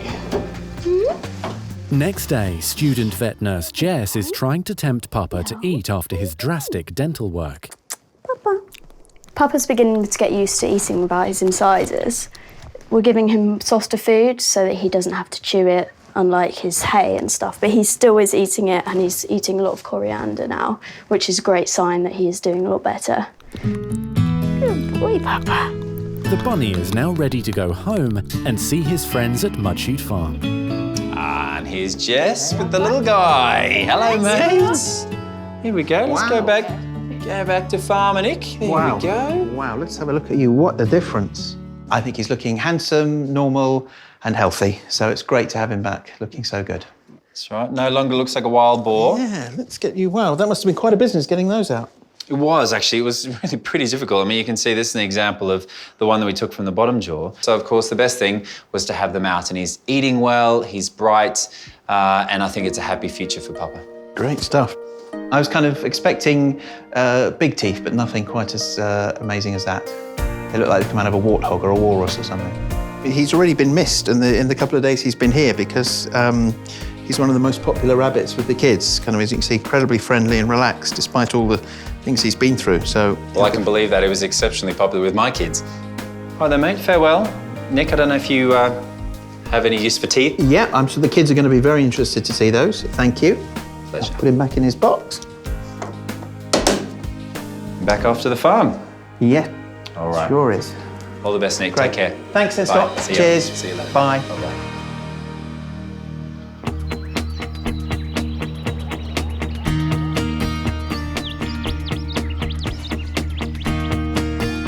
Hi, Sheena. How are you? Good to see As you. for Sheena, she's been anxiously waiting for Bam Bam's lab results. Grab a seat. It's been 3 days since Scott removed a nasty cyst from his patient's tail.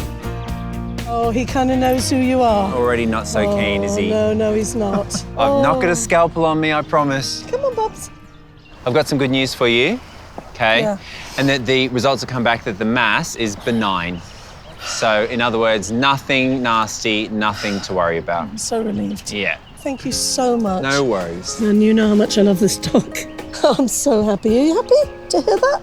Sheena reacted brilliantly. You know, she's massively relieved and she can go on living with Bam Bam for a very long time and Bam Bam can go on tormenting me. I never thought that I was a very good dog stylist until you now have matching haircuts. I must have done something right. Funny. Well, next time I do them, you should come in. We'll do a 2 for 1 off. Absolutely. That would be really, really nice. Great to see you. You too. Thank you so much. My pleasure. Really My appreciate it. Wow.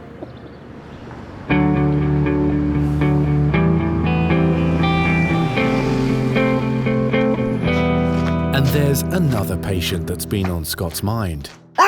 Is that Dougie for bugger off? I think it might be. Well, yes, that's him saying it. Last week, he had to tell Victoria that 13-year-old Buppy's liver is failing. I think what the results have shown really is that it's not black and it's not white, and there's still a lot of work for us to do. It's clear Buppy isn't willing to accept his diagnosis. I am struggling to take you seriously. I am. As much as it pains me to see a patient that normally loves me swearing in dog, it's no bad thing because I think what it's showing to me is just how much zest for life he still has. So that's great. I'm happy for you. Thank you. Thank you very much. Well, he will keep going for a very long time. I'm sure he will show us all how it's done, that's for sure. And whilst that's happening, I'll be by your side. Great. Thank you. Pleasure. Victoria had holidays booked in the coming weeks. She's cancelled them. She's that dedicated to that dog that she isn't going anywhere whilst we're unsure as to his future. And, you know, you've got to take your hat off to that. I'll see you later. See you later. Bye. Say bye, puppy. Bye. See ya. Oof. Okay. Yeah. Yeah. Right back at you. Yeah. Okay, bye. Yeah. Bye. It's all right, boo. Dogs, cats, all creatures great and small just encapsulates the way that British people love animals. They are a nation of animal lovers. And to be able to work in an environment where people are so engaged with their pets that they're willing to do absolutely anything to make them right is nirvana for any vet. It's the usual morning doggy heaven in one of Richmond's canine crazy parks. Tell me, you want it? Do you want it? For German Shepherd Hannah, this is her favourite time of day. Good girl, good girl. But lately, her owner Lee has become increasingly concerned about the 7-year-old's mobility. Normally, we would throw that stick and that would go on for an hour until she was sheerly exhausted and collapsed. But now, given the pain that she has, I mean, it's a couple of throws and then she has to lay down. Oh, my girl. Me being her mother, she comes to me a lot with pain.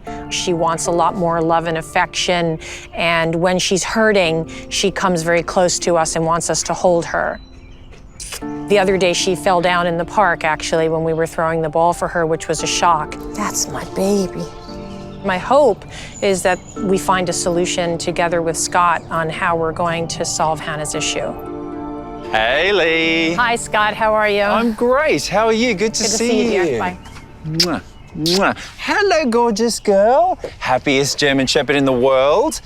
Your call made me think that she's maybe not so happy at the moment. No, she definitely isn't the happiest dog at the moment. She's been having a lot of pain in her rear legs and a lot of trouble actually running and walking and standing. Well, before I have a little feel, what I might ask you to do is if you can just walk her up and down the pathway here and I'll have a little look and see what I can see. Okay. Yeah, You want me to would that be walk okay? or run her? Or Well, let's start with walking, and then I might get you to do a bit of Usain Bolt. We'll see.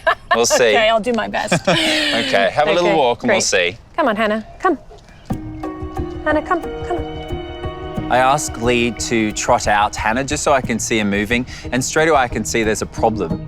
Certainly not normal. Hannah is actually walking very strangely on her ankles and actually almost falling down on them, leaning back and just pushing right down to the floor. It's a very odd gait and certainly something that I need to get to grips with. Let me just have a feel of these ankles then. Good girl, you're being such a good girl. Hey. That hurts. You can tell that when you went to that area of the rear leg, she turned with her ears back and she feels pain. After examining Hannah, I can see that there's lots of little things, but I don't find that they add up to the major problem, which is that this dog is walking very strangely on both back legs. There's a spectrum of possibilities here, though, from something quite mild. It could be just a ligament strain. It could be a little bit of early arthritis, right up to really quite severe things, with the worst case possibility being some type of cancer.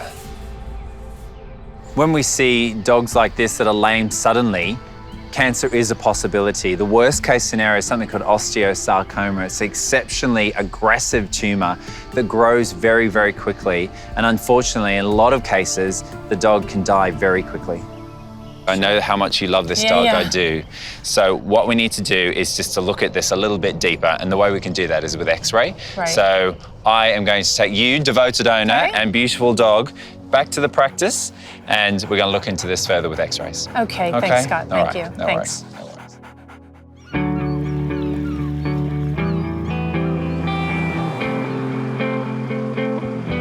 All right, little man, let's get you out. Hello. Cutie. Oh, hello. He seems so sweet. Who are you? Back at the Richmond clinic, practice manager Maz has arrived with a lost waif for head vet nurse Emma to check over. So I got a phone call from a woman who lives just around the corner here saying that this cat had been coming into her garden over the last sort of few days to a week, didn't seem to be going home anywhere, seemed to be sleeping there at night, and she got a little bit concerned that he was lost. So I went down and picked him up. Like that. Someone's got to be missing him because he's just too cute not to be missed. Right, buddy, let's scan you for a chip. Hopefully you've got one. So the first thing that we do is check for a microchip. On the microchip would be the cat's name, the owner's name, a contact telephone number and their address, so we get an idea of where around here they actually live. Oh, not in the usual spots. Doesn't look like you have a chip, buddy. Oh. Unfortunately, in this little guy's case, there is nothing there. So let's just see if we can find out where you're from. It's literally like looking for a needle in a haystack. Cats travel miles to find shelter, food, water, so need to figure out where we're going to go from here. With no microchip found, the difficult search for the stray cat's family will now begin. So what are we going to call you in the meantime? Colin. Colin cat. Colin the cat. I was going to say Barry. Barry. Whenever a stray comes in, we always want to give them a name. Maz and I tossed up a couple of names. Edward? Edmund? Eduardo.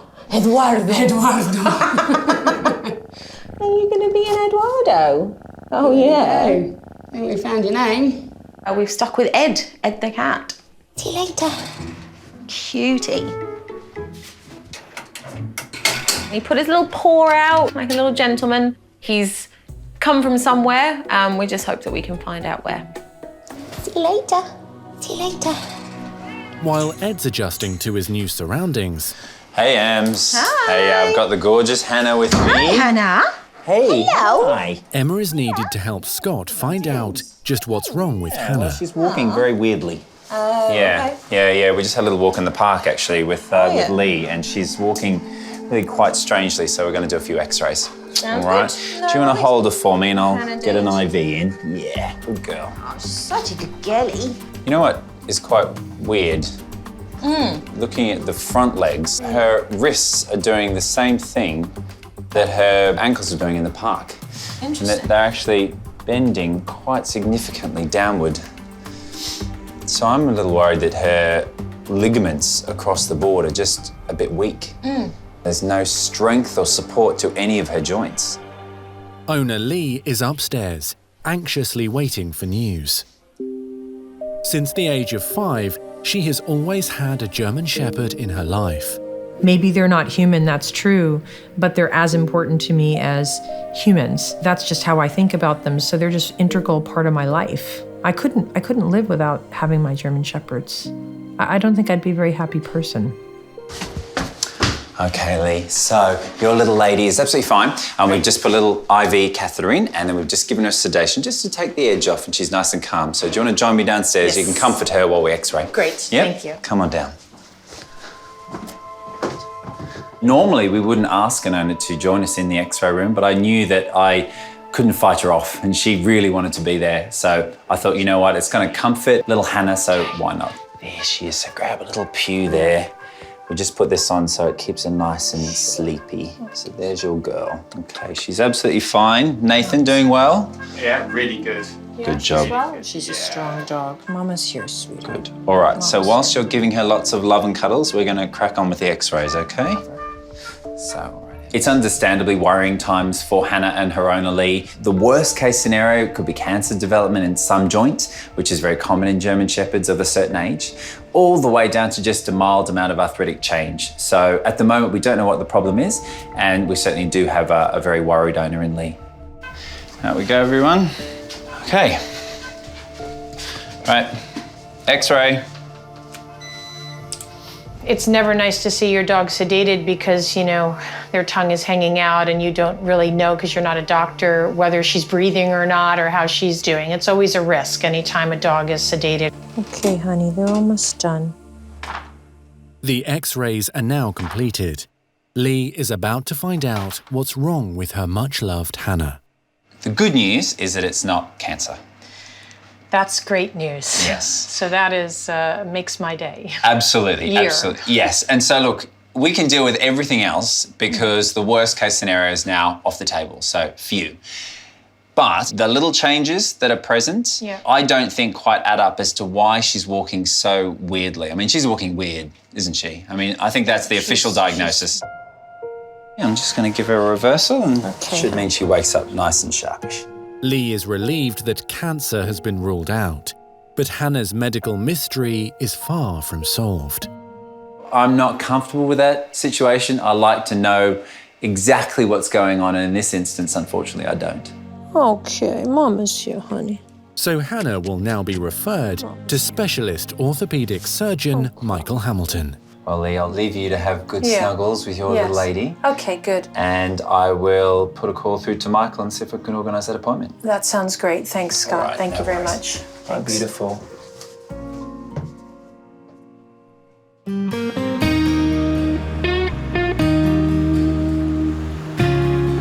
Scott's on his way to St Margaret's after a distressed call from one of his favourite clients. I've just had a phone call from Peggy and she sounds really upset. I don't know what's going on, but something's definitely happened. She doesn't even want to talk about it over the phone, so I'm just going to drive straight to her house now, check up on Archie and just see exactly what's going on. We first met Archie and Peggy when Scott was helping the 74-year-old cope with her new rescue dog. Archie came with a lot of baggage. He wasn't house-trained. And he had a nasty habit of biting people who tried to get him out of the car. Come on then. Good boy. But on top of all that, X-rays? Scott had to break the news that the 2-year-old bulldog was suffering from a shocking premature case of arthritis. There's no drug that exists that's going to fix that. A cutting-edge plasma injection helped get Archie back on track. But now it appears something else has gone wrong. Hello, Scott. You all right? You Yeah. sounded pretty distressed on the phone. What's been going on? Oh. Oh, lots. He bit me. What? Where did he bite you? Show me. Oh, God, Peggy. Well, he was having a sort of choking fit, and I got worried, and this was 1 o'clock in the morning. I got worried, and I just called the emergency vet. A vet nurse arrived and decided to take Archie back to the clinic to make sure nothing was stuck in the bulldog's throat. But once again, Archie's car issues made him lash out. He snapped at her. I grabbed his head here and pulled him towards my right hand. He bit it. So really, I was trying to save her and didn't quite do it properly. Dogs get black banned as being aggressive as soon as they bite, and I'm someone who absolutely backs that up. In the case of Peggy, this was one situation where a stressed dog bit someone in a point of madness. I don't think that he meant to bite Peggy, but he did. I just absolutely love him, and I absolutely love you. You're such a force of nature, and so is he, and it's just, it's heartbreaking to see that this hasn't worked out. I can't say... I don't know what to say. I love him to bits. I love you. I love you to bits, darling. Oh, thank you. I got a kiss. I knew in my heart of hearts that I couldn't really keep him, but there is somebody who's the right owner for him in the right environment, and if you can find that for me, I will be eternally grateful. I couldn't admire Peggy more, but she knows what needs to be done and she's gonna do it. And it doesn't matter if it hurts her in the process. I'm going to miss you. I know. Are you going to miss him me? too. You grumpy old sod. Okay, take care. Come on, mate, let's go. Good boy. Come on, mate. Good boy. Good boy. Sit. Okay, let's go. I didn't want him to look back. I wanted him to just go out, and he did it. You know, he's not going to miss me as much as I'll miss him. Archie will now live at the St. Margaret's Clinic as Scott takes on the responsibility of finding the flawed bulldog a new home. I know he will, because I know he cares about him almost as much as I do. Come on. That's a good lad. Hello. I'm just doing a bit of a ring round. We've got a lovely black and white cat that's been brought into us, just in case any of your clients might be missing one.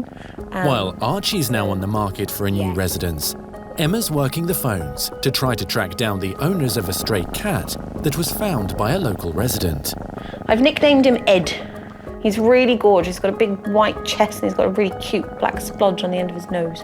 Sadly, Ed has no microchip. I called some of the local vet practices. No one is missing a black and white cat. No one at that one. On to the next one. Normally within 24 hours, we would at least expect a phone call from someone to say, have you got my cat?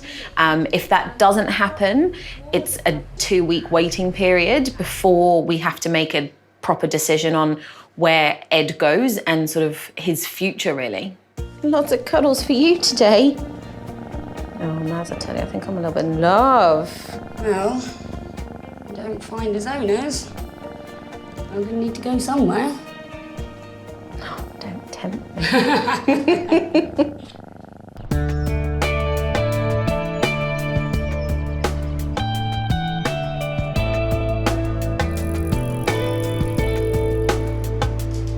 He's very friendly, just wants to say hi to everyone. Next day, Archie is making his presence felt at his temporary home.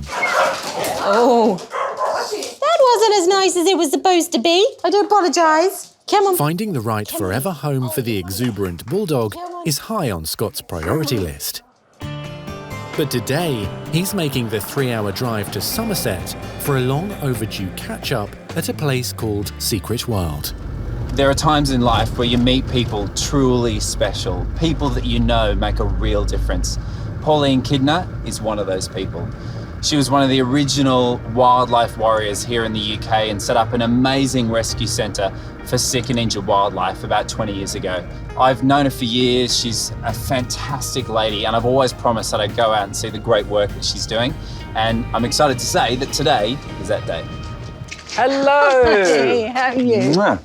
Great to see you. So amazing to finally see Secret World. It's gorgeous. Well, it's not just pretty. We're very, very busy. Okay, you're putting me to work already. You're coming here to work. Gee whiz, you drive a hard bargain. Let's get stuck in. Over to see Michelle, our vet nurse. Is that okay? Great, yeah, absolutely. Because there's lots of stuff coming in. Outside, Harrison and Philip are just pulling up with an injured tawny owl. Still awake. Still a bit chirpy. Yeah. The good-hearted lads were attending a call-out to fix some power lines when they nearly ran over the bird lying motionless on the road. He was still alive. We quite like our animals and things like that, so we thought we'd bring it in. What was his story? How was he found? We think he's been hit by a car. We found him in the middle of a road. He's Okay. quite dazed at the moment. Well, I'll take him through and have a good check of him. All right. And then obviously see if there's anything that, you know, what we can do and what injuries he has. All right, lovely. Thank you. We should get a little bit of a bonus for that, I think, for rescuing the wildlife as well. So we've done our bit. So let's hope that it's all good news for this guy. Yeah, absolutely. Oh, Brilliant. oh, it's absolutely stunning. It definitely does look like a road trauma, doesn't it? Yeah, absolutely. And you can see his left eye here is closed. So what we're going to do is just have a quick look in and just make sure there's no prolapse, no hemorrhage that obviously requires immediate attention, which there's not. It's just like a black eye, really, isn't Absolutely. it? After being hit in the face by a car. And then we just extend the wings. It's always great at places like this to find the woman to deal with, and veterinary nurses are pretty strong characters, and Michelle is absolutely one of them, and she pretty much tells us vets what to do. So if you could just stand a bit more towards me and pop him down, just because I'm a little bit vertically challenged. Yes, yeah, I'm used to working with the shorter of our community. Oh, there we go. Michelle is now using a crop needle to get important fluids deep into the owl's stomach. Within wildlife, euthanasia is never off the cards.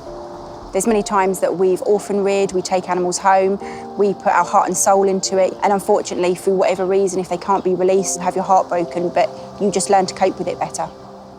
Good bird, well done. The tawny owl is now being put into an incubator to recover. So, Michelle, do you tend to give your patients names? Sometimes, usually it's to do with their character. I think this guy's pretty eccentric because he's kind of a bit piratey. He is. So He is. maybe pirate? Yeah, we can do that. All right, then pirate. I noticed no one else really talks to the birds. No, we try and keep the vocalisation around them to a minimum.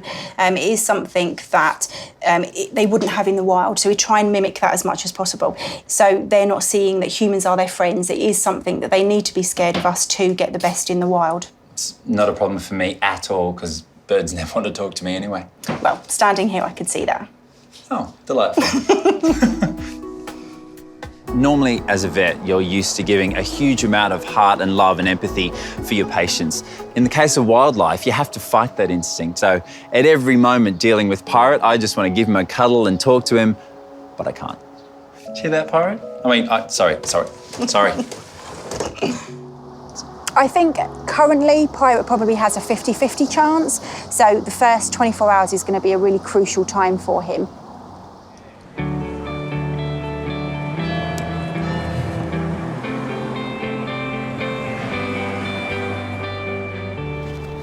That's my girl. Come on. Meanwhile, in Buckinghamshire, orthopaedic specialist surgeon Michael Hamilton has fast-tracked an appointment for Lee. Just slowly across in front of us. Under his expert eye, 7-year-old Hannah is being put through her strange-looking paces. Hannah? Lee wants to know why her German Shepherd can't run or even walk properly. Not knowing is always a little bit nerve-wracking, what the real issue could be, whether it's something that he feels he can address or correct, or whether this is something we're just going to be dealing with Hannah. Okay, I'm back again. Yeah, a little trepidation there, but of course we came out here because we're looking for the solution and trying to really give Hannah the relief she needs so that she can get back to normal. But Michael's diagnosis is not what Lee was expecting. From my point of view, the most obvious thing is her wrist joints. On the front? Yeah. Okay. Both of her wrist joints are actually kind of collapsing. So dogs, as they walk, Yes, they've right. got wrist joints like we do, but they walk up on their toes like this. Yes. And the angulation between their wrist and their foot is usually maybe up to about 30 degrees like Okay. this. Now, when she walks, this is almost going down to 90 Like degrees. that, She's almost yeah. walking on her hands like this. Oh my. It's called hyperextension, Mhm. which basically means that the wrist joint just extends more than it should do. Right. And the implication of that is as she walks, she can't physically kind of push because the whole wrist joint just collapses. Because of that, I think she's thrown her weight back onto the back legs, is why she looks- she's walking odd. She just looks a bit peculiar. Yeah, she looks arthritic. But the good news is we can usually do something about it. Great. So, Okay, yeah, great. good. Thanks. So let's go back to the clinic and we'll have a good Okay, old feel. great. So, okay. Well, my hopes is that we don't have to do anything invasive. Okay, go on then, Hannah. I really would like to try to avoid doing any kind of surgery on Hannah. It's always a risk and the results aren't always clear. What we need to do is put the wrist at a more appropriate angle and stop it doing this. Right. And what we do is we fuse the wrist joint with a plate and screws. Okay. On both sides. But any pain that she does have will go away. But the most important thing is she'll be able to push off because the thing won't collapse because it's going to be fused. And what happens if we don't do Yeah, if we leave things, she'll probably just get progressively more and more hyperextended to the point that eventually she'll be walking on the backs of her wrists, and then you start to get wounds and sores and all the rest of it. Yeah. So I mean, it's not an option, but I just wanted to ask what would yeah. I happen. mean, the prognosis is good. Okay, the prognosis great, is really great. good. Yeah. Good. It's quite a big procedure, particularly if we're going to do it on both sides at the same time. The potential risks are that the joint just doesn't fuse, because it's not to make it sound too dramatic, but it's a bit of a race against time that the joint fuses together before the implants fall out. Okay, sweetheart. The decision is now up to Lee, but she's clearly torn about whether to put Hannah through major surgery. And it has been really exhausting, going through this, because it's like trying to find your way out of a maze, of sorts, to what's the right thing. Let's have a little feel here. The puzzle pieces are now fitting together, but that last big piece is going to be the surgery. She's got a bit less weight on this front right leg. I see that. I'm really concerned because, as her mother, I have to nurse her back to health. I'm ready and I'll get her prepared as well. She's like her mommy. She's tough. She's tough. What a good girl you are.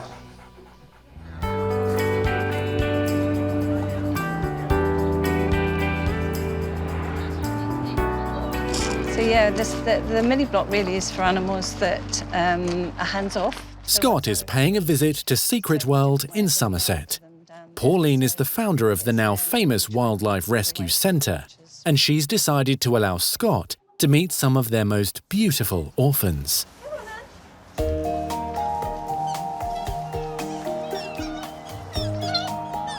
Pauline opens the stable door and wow. In front of me is a vision of beauty.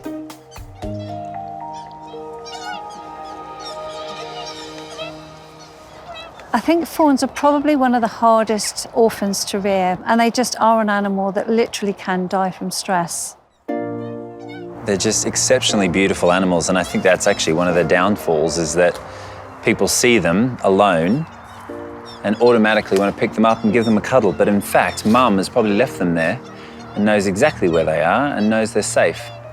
But by cuddling them, Mum's almost certainly not going to come back. And that means they find themselves in rescue centres like this. And that Whoa. one. That's You're enthusiastic. That's the two you've got there. Gee whiz. Whoa. Right. Over Okay, there. wow, you're more hungry than my baby son. Scott will be bottle feeding the two fellow deer, Angus and Devon, but there are strict rules. From the first moment that I saw the fawns, I was immediately instructed that I could not talk to them. I could not really gain eye contact with them. I just had to feed them and that's it. Come on. Hello, wow, you sculled that, didn't you? Yeah, Wow. they're very fast feeders. Gee. They are beautiful. That's no, you shouldn't be letting him do that. You can't kiss me. That is far too forward, I'm afraid. Pauline gives me the evils, and straight away I think, oh God, I've done wrong here. But you know what? The form made the first move, and it's pretty nice. Hey, I'll buy you one drink. Just one drink. We all know we love him, don't we? Eh? I totally respect your restraint because I can just feel from this little animal that it wants me to mother it. Yes. It really does. Yes, absolutely. And that's what we don't want them to know, that they can do that. The great thing about looking after these fawns in this way is that they actually eventually are going to be released into the wild. What a fantastic vision that must be. So I've definitely signed up for being involved with their release when that does finally happen. Okay, you know that we weren't allowing you to cuddle anything because it's not what we do. I know very well, yes. Well, with this one, you can cuddle her all you like. Yes, finally a bit of animal cuddle. Fantastic. Isn't she so I've been trying to obey orders. I've tried not to cuddle anything. I've tried not to talk to anything. So Pauline goes, you know what? I've been good, and she's going to give me a little surprise just as a thank you. Oh, wow. She is so divine. So, sorry, what was her name? She's Polly. So Pauline introduces me to Polly, the red deer. She's absolutely beautiful. She's about 20 years old, and she's actually a pet. Do you love me, or do you just love bread? Do you love me, or do you just love bread? You're a silly. She's an animal that has been used to humans all her life, and as much as they tried to put her back with red deer, she wasn't having a bar of it. Come and have a look and see who her friend is. I think you might recognise her. If I can... There she is. You've got an emu that is the most extraordinary pairing I think I've ever seen. A large Australian bird and a massive red deer are mates. All right, well, that's something I've never seen before. Who expects when you're walking into a deer's enclosure that you're going to see an emu? And what was even more amazing was when they were side by side, it looked a little bit like the Australian coat of arms, except for whatever reason, the red kangaroo had morphed into a red deer. But hey, when in England. G'day, mate. Been in England too long. Lost his accent. Lost his accent. You've changed. You've changed. Okay, mate, let's have a look at you. Wow, you're looking so much better. That head tilt's resolved, isn't it? It's time for Scott to head home, but he wants to have one last look at Pirate, the little owl that was run over by a car. A massive relief to see little Pirate improve dramatically, and he's actually looking out of that sore left eye, so might have to consider a name change. This guy, if all goes well, he'll be flying around in the skies of Britain once more. So yeah, it's fantastic.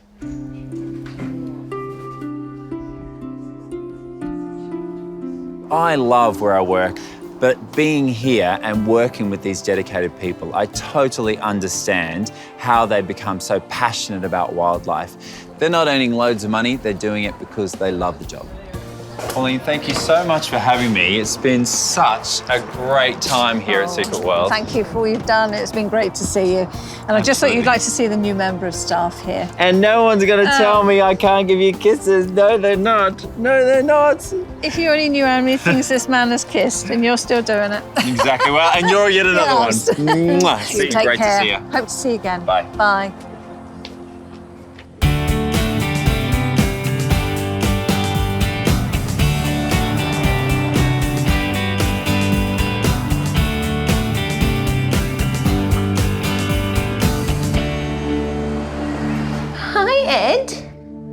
Make a poster so we take some photos of you. Back in Richmond, Emma's arrived at the clinic with a new plan of action. Come in this morning, unfortunately no messages, no emails from anyone wanting to claim little Ed. Hey. He's got no microchip. We have no idea which part of town he's come from, where he's come from. Time to make a poster. But after only 24 hours, Emma is growing increasingly attached to her little ward. Someone's got to be missing you. I know I would. Right? I know I would.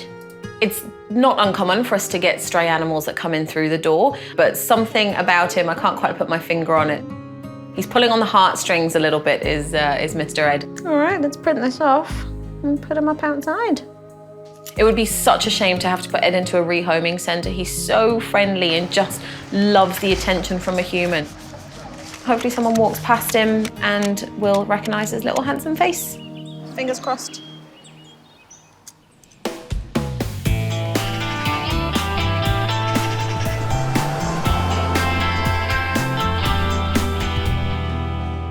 Daddy's gonna pass it now, go ahead.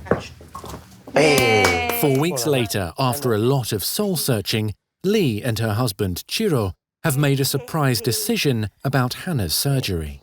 I had several kind of sleepless nights where I was trying to process so much information about Hannah. And, you know, part of you wants to go right to a solution because I'm kind of a fix-it kind of girl. And in a way, I had to consider is there a smarter way to do this that isn't as extreme as the step of fusing her paws? I had to wait for a sign, and the sign really was Scott calling and saying, wait a minute, I think we got a solution here that can give her the kind of help she needs. Come on, Hen, gonna go see Dr. Scott. Yes, hello, gorgeous, look. I've got your shoes. Come on. Yes, look at this. What's this thing? Hey, what's that? I think these supports could be the answer to Lee's prayers. She's not that keen on surgery, and that's fair enough. What are we doing? Oh my goodness, that's so pretty. Wow. And it's been tough actually waiting for the braces because when I watch her walk in the park, I can see how far down she is on her pastern, and that's upsetting. So now to see her lifted up like this, it's great. Good girl, well done. Very good, honey. Certainly when I placed the supports onto Hannah's forelimbs, she wasn't the graceful shepherd that you would expect. She kind of looked like maybe she'd had a few too many. Okay. What's that feel like? Is that weird? Yeah, I know. But you know what? She will get used to it. And what it will do is just rebalance her whole body. Hey? Very good. All the while looking very stylish. Very, very stylish. Very stylish. Yeah. Yes. I think that these supports are the right thing to do, but eventually I believe that the perfect world would be to have them supported permanently. And the only way to do that is with surgery. But you know what? You have to respect the owners and you have to respect their love and their understanding of their own pet. You ready to go out and hit the street? Show everyone your new shoes? Yes. Hey, ready to go?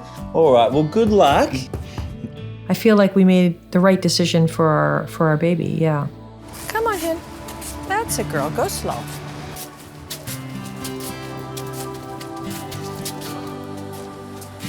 While Hannah is adjusting to her new shoes, Fallen in love with this dog a little bit, haven't you? How could you not? Look at this guy. Look at this guy. there has also been a good result for Archie.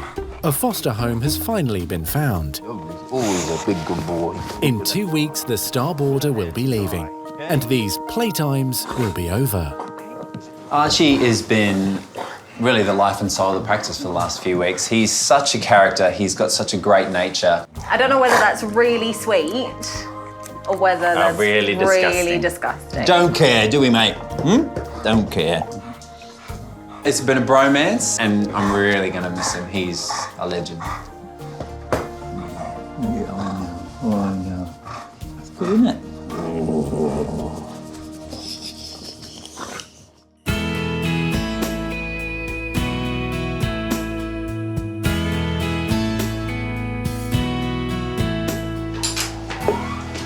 There he is, the man himself. Morning. Hi How again. are you, Pauline? Good All right, to see you. this is Josie. Hi, Josie. How are you? So you're the one I have to blame for this ridiculously early morning start? Well, if it was up to me, it wouldn't be this early.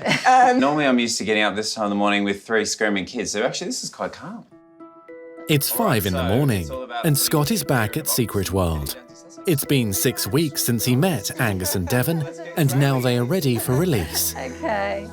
Scott will be going on the journey to release the fawns with their primary carer, Josie.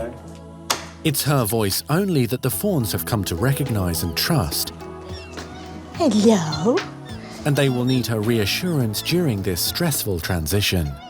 No, I'm a little bit teary. I don't really want them to leave, but they kind of have to. And I know it's what's best for them, you know, and I don't want to hold them back because of my feelings for them. It's all right, hello, it's okay. Little Devon was found huddled next to her dead mother after she'd been attacked by dogs. Angus was found in a ditch, alone and starving. It's quite tense to catch young deer like that. They're still quite nervous. Come on then, you. And they've got tiny little legs that can break easily. Come on then, gorgeous. Look, it's nice and warm and cosy. Just push her in. Devon will follow me. I just know she will. Good girl. Wow, she was very good about that, wasn't she? Good girl, Devon. Now it's your brother to go. He's a good boy, Angus. You're right. Come on. Yeah. Angus is quite flighty. He's a lot jumpier than Devon. Devon? If you could grab his back. Yeah. Good boy. Good boy. So I'm a bit worried about how he's going to sort of get in the crate. There we go. Good boy. Well done. Angus tried to have a bit of a pop at the end with Scott's quick handiwork with the door. We managed to get him in nice and comfortable. Now we're just really excited to get going. Good boy, Angus. 1, 2, 3. It's going to be a long 4-hour journey from Somerset to the special release site in Surrey. Pauline is just hoping the fawns will stay calm and safe during the journey. So you're going to drive the truck. Yep. I'm going to drive mine, and we'll reconvene on the road to check them over. Yeah. I'm sure he knows he's got some precious cargo there and he's going to be careful, but no doubt Josie will be keeping her eye on him. Look after the babies. I will. I'll see you later on. It's always hard when we let animals go because we know that it's not the best of worlds out there, but we've done as much as we can and, you know, hope that they'll be safe now. Hold on, Angus.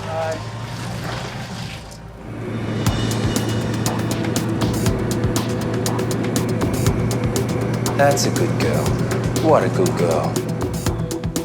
After a long 4-hour journey, Scott and Josie are about to arrive at the release site in Surrey with Devon and Angus.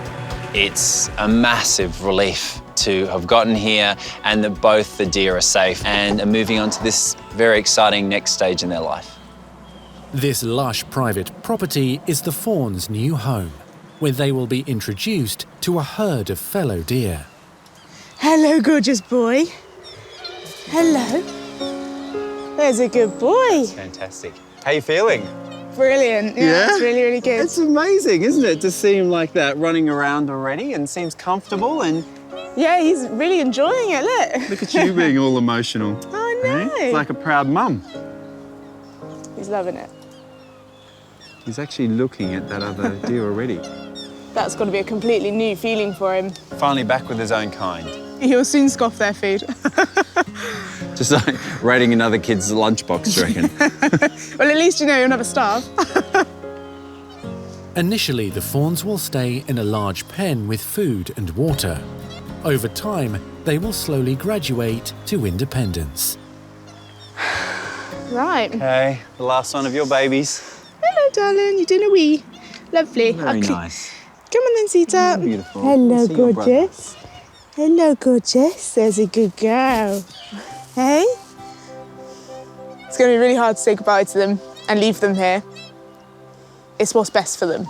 And I know that, but it is really difficult. Are you a good girl? And it's a really emotional time for me, as well as it is for them, I'm sure. Josie is not the only one struggling with the separation. Unlike Angus, Devon is still looking for reassurance. Please don't beat me up. Before she takes her first steps towards a new life. I'm really happy with where they are and how they're going to be, and that's just what I've got to remember when I want to take them home with me. Where is he, Devon? There he is. Just overjoyed, absolutely overjoyed. And it's just lovely to know that they're going to be happy here. I'm also a little bit nervous for what world awaits them, but they've had the best start. We can't do any more, so I just wish them the best of luck. Well done. That's fantastic.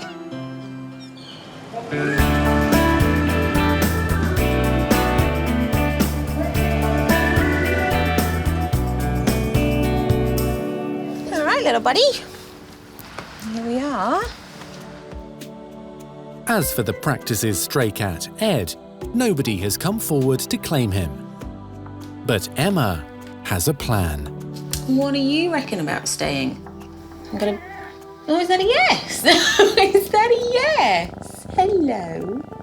I've always been more of a dog girl growing up, but something about this cat has stolen my heart.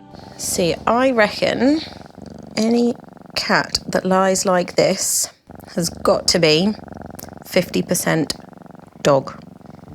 Because this isn't normal. Cats don't do this.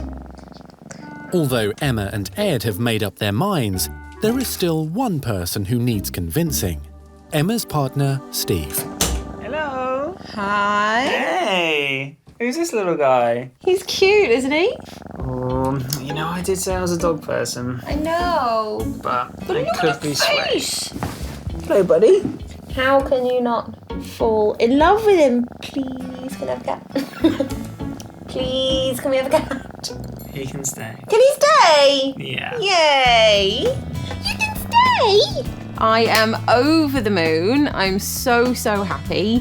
Hello, buddy. He's adorable, and he won me over in seconds. He was purring away, and he had those dog-like features, which, you know, I kind of call him a dog cat. I couldn't be happier. Welcome to the family, Ed. Yay! Welcome to the family.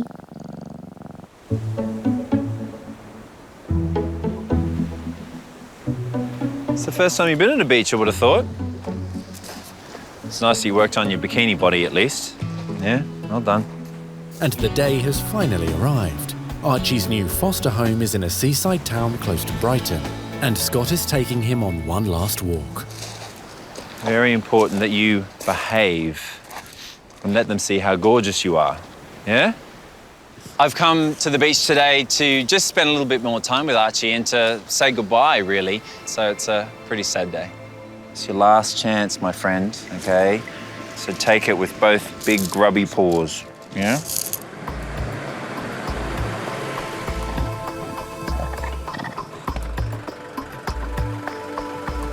Couple of bulldogs, Archie. I think we're here. Hello. Hi, nice to meet you. Nice to meet you as well. Lou from British Bulldog Rescue is going to be Archie's new foster mum. Now look, this is Archie. He loves the car. Doesn't like getting out. That's it. But just that moment in time. The rest of the time, he's an absolute sweetheart. Okay. So, here's the chap. Say hi. Hi, gorgeous. You big handsome brute. I just thought he was adorable. As soon as I saw him through the window, I was like, oh, bless him. He is absolutely gorgeous. Come on then, mate. Out you come. Good boy. There we go. And then he comes out. Good boy. There you go. Getting Archie out of the car was always a little nerve-wracking, but thankfully, he was the perfect gentleman. He didn't put Lou off at all. She seems completely unfazed by it.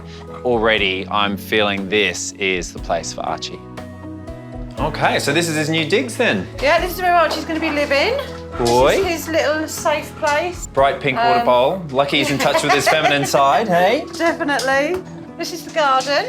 This is Archie's new home is perfect. So I couldn't be happier. I think he's a very, very lucky lad. He's absolutely gorgeous. Oh, thank you so much. Thanks for Not a looking problem. after my guy. I You're really, really welcome. appreciate it. It's our pleasure. I'm really happy that he's found you. Yeah. Thank No, you. he's lovely. Archie's future's bright, I think. There's loads of people that are out there waiting for a bulldog like Archie. I think he's going to do really, really well. Scotty loves you. I'll see you soon. Okay, bye, mate. Mwah. See ya. Oh, sorry. Sorry. Doggy babysitters Natasha and her son Josiah have arrived at the Richmond clinic with 8-year-old Bam Bam. We'll see the vet shortly. I'll fix you up nice and better. Don't worry, Bam Bam. We brought Bam Bam in today because we found that Bam Bam was getting a bit lethargic and he wasn't eating his food like he normally does. And he was just constantly drinking water and constantly going to the toilet, which we found very worrying. Don't worry, your mummy will be back very shortly. You'll be able to see your mummy soon, yeah? The Maltese Terrier's owner, Alyssa, is overseas. So far, we've been looking after him for the last 2 weeks, and we've noticed that within the last few days is when his health has deteriorated. Looking at the way that he is and how frail he is, we are a bit scared, I have to say. Hi there, guys. How you doing? Hi. Hello. Hi, Bam Bam. Oh, buddy, you're not looking so well, are you? All right, come on into the console. Let's have a better look, shall we? Bam Bam is in a really bad way. You can see straight away that he's shivering, he's shaking, he looks very, very quiet. I know Alyssa, and I know how much she loves this dog. Yes. So I think it's very important that we've got a chance to see him today. Let's just unwrap him and see what we've got. Oh my goodness, you have shrunk. What has happened to you, mate? Bam Bam and his mum Alyssa are regular clients of ours, and to see Bam Bam literally have shrunk before my very eyes is concerning indeed. So you say he's been drinking a lot? Yes. And he's been then urinating a lot? Yes. Not been eating particularly well? No. Well, And no then- food at all within the last 3 days. Wow. Yeah. Oh, Bam Bam, buddy. Hey, let's have a little look at you. If I get you just to pop your hands around his shoulders there. Thank you. He's looking a little bit pale. His gums are a little pale there. He's definitely a little bit dehydrated, which is amazing when you see him drinking so much. Yes. You think, of course, he's drinking enough to keep him well hydrated, but in this case, not. Let's spin him around. Good boy, good boy. There you go. You're just a skin and bone. Lucky he's got all this fur. It's certainly hiding the fact that he is exceptionally thin. Yes. His bones are sticking out of his skin and he's very, very weak. This is not a well dog. So let's just pop him on the scales. Good boy. Good lad. Good lad. It's okay. He's actually lost about half of his body weight. He was 4.6 the last time I saw him, and he's now 2.6. When patients come in and they've lost 5 or 10%, that's still cause for concern. When a dog comes in and loses 50% of its body weight, that's a real worry. He is showing a lot of the classic symptoms of diabetes. Now, it could be a whole bunch of other things as well, and none of them are very nice, but diabetes you can kind of relate almost to a car that's leaking petrol. If you put a hole in the petrol tank, that energy seeps away and eventually the car stops. We're in a position now where Bam Bam is close to stopping, and we need to make sure that we provide him with everything he needs to stay around, don't we, mate? Hey? Particularly when your poor mummy's on holiday. So what we need to do is to immediately have him in hospital, run a few tests, and see exactly how unwell he is. If it is diabetes, we need to start treating straight away, and that will be with injections. So of course, he'll have to stay here at the clinic. If Natasha and Josiah hadn't brought Bam Bam in today, I really would have worried that he wouldn't have made the night. This is a very thin, very sick dog, and he definitely needs our help. Well, look, you guys just say a quick goodbye, and then I'm going to take him down to the hospital, all right? It was definitely hard to say goodbye to Bam Bam today. Taking him away like this, it just felt heartbreaking, you know, so, but I know that he's in the best of hands. I'm just glad that we got him here on time.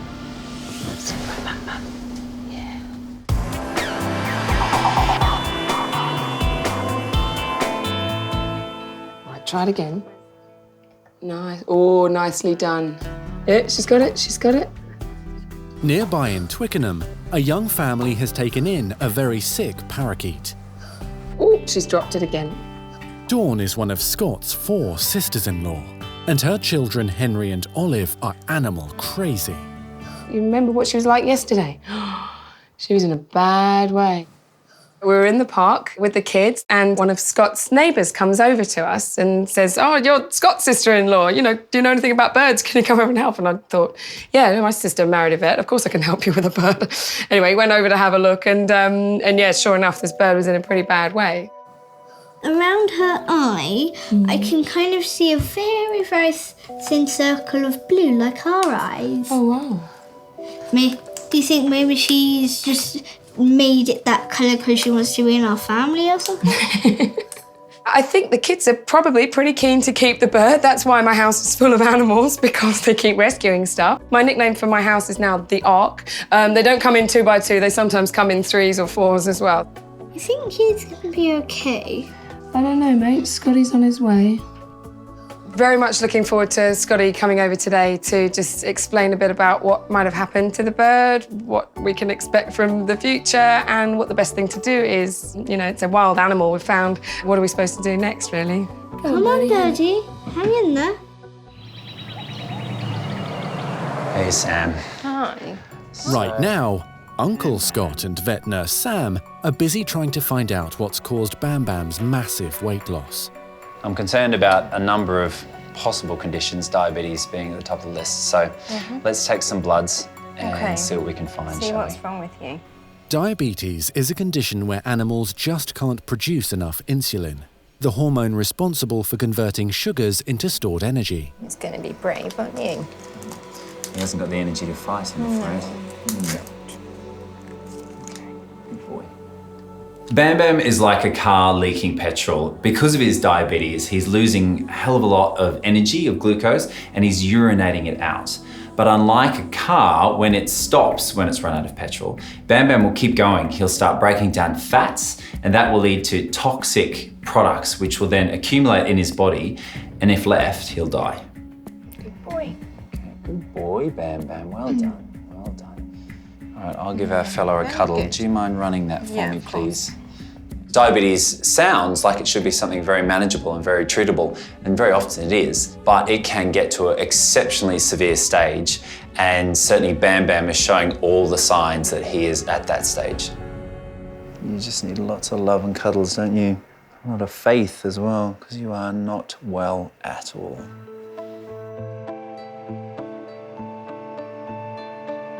What's your mummy gonna say, hey? She's gonna be very worried about you. As the results come through, Scott's fears are confirmed.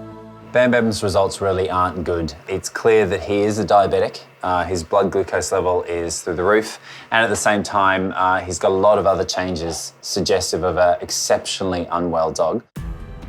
The next step for Bam Bam is that we'll need to hospitalise him and place him on a drip. That will help to hydrate him and also to correct some of the changes that I can see on the bloods. Well done. All right, Sam, if you want to pop him in a little kennel for me, that'd be great. You get lots of love and cuddles. Bam Bam's chances of survival at the moment, I just can't tell you. He is very, very unwell. He's very, very thin and dull and weak. He's not eating, he's not drinking, he's dehydrated. So I just don't know what's going to happen with him. Bye, Bam Bam. You've got to get better. Good boy. Stay fast. Good boy. I'll see you soon.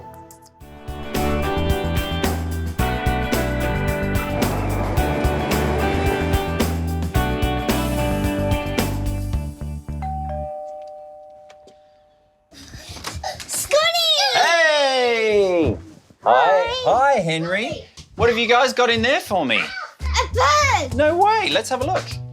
Scott's now answering an SOS call, and this time it's family business. Donnie, how are you? You too, mate, you're right. Good to see you. And There's you. another animal in my house. Yes, and it's not looking particularly well. Can we take this off and have a look? Yeah, should we do that? Wow. I have to say, Oh. she's 100% better than she was yesterday. Really not looking very good yesterday at all. Yeah. His sister-in-law, Dawn, and her kids, Henry and Olive, are concerned about their new houseguest. She was basically staying still a lot yesterday, but today she's sort of a bit frantic and nervous. Okay. Tell me how you found the bird yesterday. She was on the ground, right at the tree, just staring at it. I just primed the kids to the fact that she was probably not going to pull round, but this is amazing. She isn't drinking, she isn't eating. She's basically just refusing to do anything. Looking at the bird for the first time, it's definitely sustained a shock. It looks like it's some kind of head trauma as a result of flying into a tree. It's definitely a little brighter than it was yesterday, according to Dawnie, but this is not a well bird. Apart from trying to assess the parakeet, Scott's also grappling with another complication. It's a controversial issue what to do with the Indian ringneck parakeet because it has been around for a number of years, but it definitely isn't native. It's thought that maybe it was just a few birds that were released by accident and there's now thousands in the skies. It's a little bit of a worry though because they're quite a bully of a bird and they're actually pushing a lot of native species out of their nesting sites. So morally, should I even be allowed to release it? And that I don't know. This bird clearly has been through shock, and shock is actually exceptionally dangerous in birds. And even up to 24 hours after a serious injury, they can literally just drop dead. I've actually even had a budgie that I was clipping nails die in my hand. Right. They're that responsive to shock. So Wow. It's great that it's lasted this long, and 24 hours later it's moving around a little bit more, which is all positive. But, you know, kids, I can't promise what's going to happen here. So I think what I'm going to do, if it's okay with you, is I'm going to take the little birdie to the clinic. Okay. And I'm going to have a little look and just see what's going on and see how much damage has been done, and if this birdie can go back to the wild. Whenever you are looking after kids, you know that they are going to bond with animals very quickly. And of course, Olive and Henry, straight away, they find the bird, they love the bird. So I'm going to do my damnedest to make sure that this bird pulls through. Guys, we just have to remember Scotty knows best, okay, with this, so whatever he says we need to do, that's what needs to happen, okay? All right then, see you later, kids. See you, Donnie. Bye. Yeah, take it care. easy. Thanks, Scott. All right. All right. Bye, guys. Bye, honey. See Take ya. care. See you later. See you later, mate.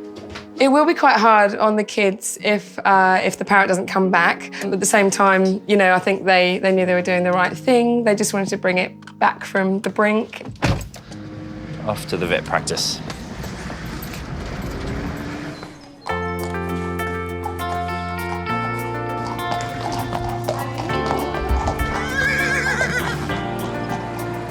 Here she comes. You feeling excited? Oh, I just can't believe it's actually happening. Meanwhile, Scott's head vet nurse Emma and her partner Steve are at the Kingston Riding Centre, waiting for a very special delivery. She really has come a long way. I'm excited, I'm nervous, I'm probably going to cry. 3 years ago, Emma reluctantly left behind Vava Voom, also known as V, in her hometown in Portugal. Hi! Hi, Bubs! Scott had convinced his right-hand nurse to follow him from Portugal to London to set up his first practice in Richmond. I think he offered me the job 4 times before I actually accepted it, and it has turned out to be the best thing that I've ever done. He is the big brother that I don't have.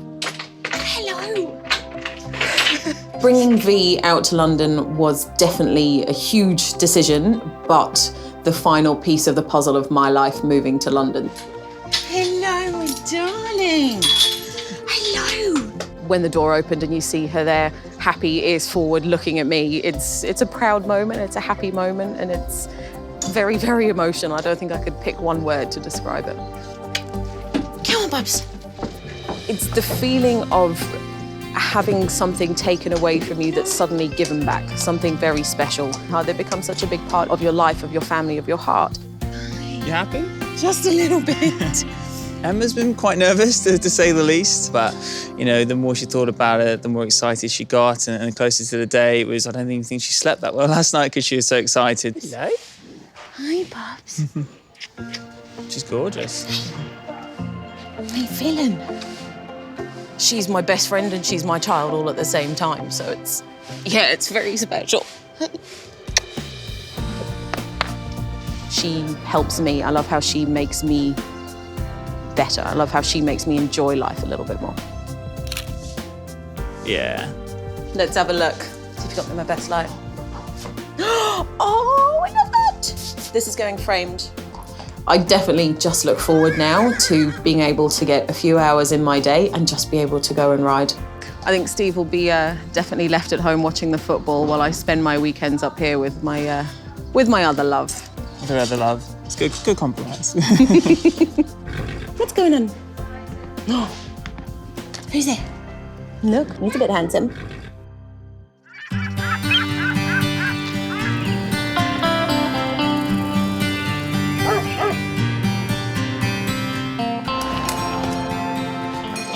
Hey, Nath. Hey, where you got that?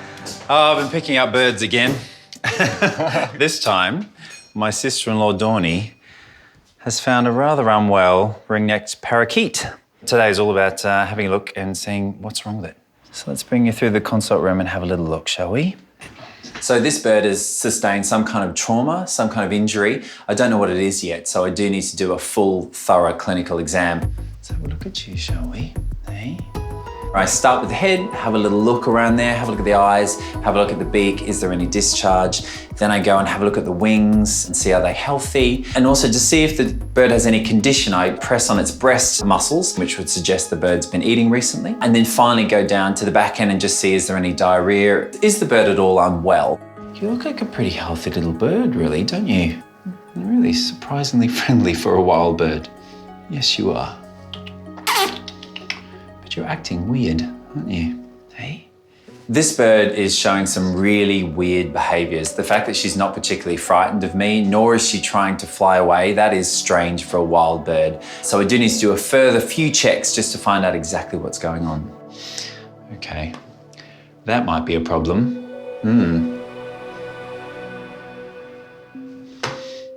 You can't see, can you? Let's just try something here, shall we?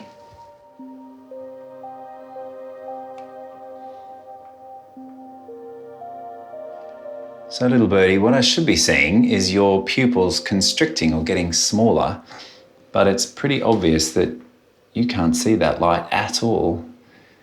You really can't see anything. You're not responding to me doing this, and you're not responding to light. This is a healthy bird that has all of a sudden lost her vision, and I would suggest that's because she's simply flown into a tree, hit her head in the place that controls vision, and sadly now she's blind, and I don't know when her blindness will resolve, if ever. Because you're a non-native invasive species, I can't let you go anyway. But now, being blind, I've got no choice. So what we're going to do is we're going to clip your wings so you don't injure yourself. You don't need any more visits to the vet, do you? And then we need to try and encourage you to eat. Nathan, can I get you, give us a hand with the bird, please, mate? This little bird's blind, and as a result, if she can fly, she can injure herself. And so if I clip her wings, she won't be able to get the lift that she needs to fly and will be much more safe. There's no nerves going down the feathers, so it's a bit like cutting hair. As long as it's done carefully, it's very safe and non-painful. The parakeet will now need to stay in the clinic for observation for at least another 24 hours. So now that you clipped her wings, what are you going to do with her now? We need to find you a home, don't we? I know a couple of kids that I might be able to twist their arm and see if they'll take on a new birdie. Hey, mummy might not be so pleased, but hey, it's all right. Hey, another angry sister-in-law. Yeah, I've got so many as it is. Ooh, you're liking that, aren't you? Here we go.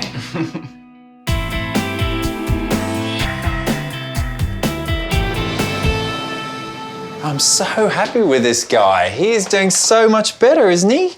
He's perked up so much. He's I know. so lively.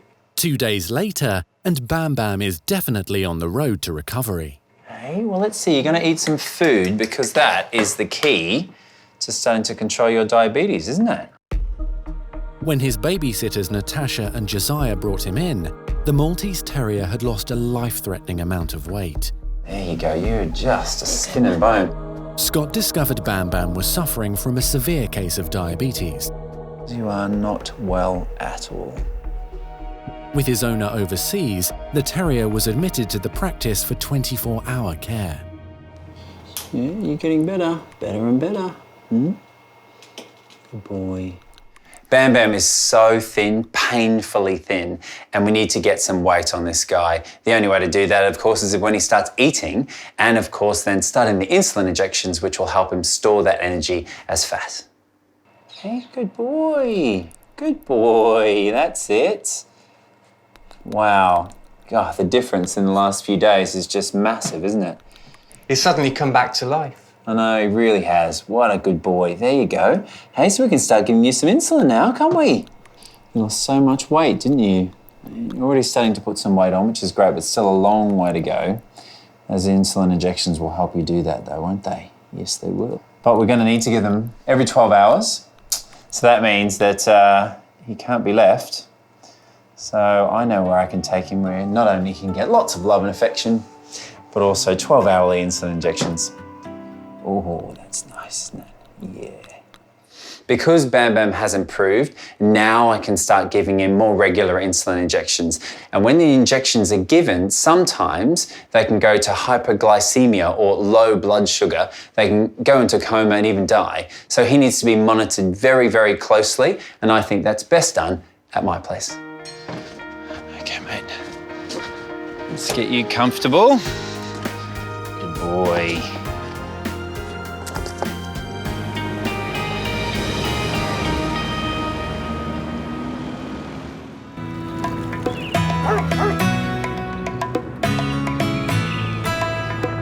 Okay, mate, you ready for this? Hey? You wanted attention. Scott's on his way home with Bam Bam. The terrier now needs 12 hourly insulin injections after just being diagnosed with diabetes. Family, look what I've got. Look. Bam Bam's owner, Alyssa, is heading back to Richmond from her overseas trip. Whenever we have patients long-term in the practice, the one thing that I do notice is that they really look for love and affection. And the great thing about bringing them home is they get bucket loads. Of course you can. Well, the first one's a little boy. Oh no! Yeah, that's really gorgeous. What's his name? His name is Bam Bam. JJ, look. Bam Bam actually seemed really chilled out with the kids. He just loved the cuddles, loved the snuggles, loved all the attention. He seemed to be a very happy boy. All right, mate, it's blood and injection time now, isn't it? Do I get to have a snuggle Absolutely. now? Not you, the dog. Oh, hello, little man. Hello. Oh, you are just delicious. You are just delicious. You're so cute. Okay, no, so right. I'm going back to training from Back the old to your days. nurse training days, yeah. Back to the old days. Come on, Bam Bam. I can remember this. I can remember this. I'm very lucky to have a wife who doubles as a vet nurse from time to time. So whenever I bring patients home, she's always there, ready to lend a hand, unless they're cats. She's not great with cats. So what are you testing for here? Just testing for blood glucose. Just Okay. holding that on for me there, my love. Thank you. Yeah, just to see what his sugar levels are right now, just before we give his insulin. It was a very short vet nursing career, 18 months, and I was good with the dogs. I think Scott would say I was good with the dogs, but cats, I was just rubbish with cats. That's 8.2, so what's that out of? The normal range is between 5 and 8. He's been up to 30 Oh, wow. whilst we've been looking after him. Okay.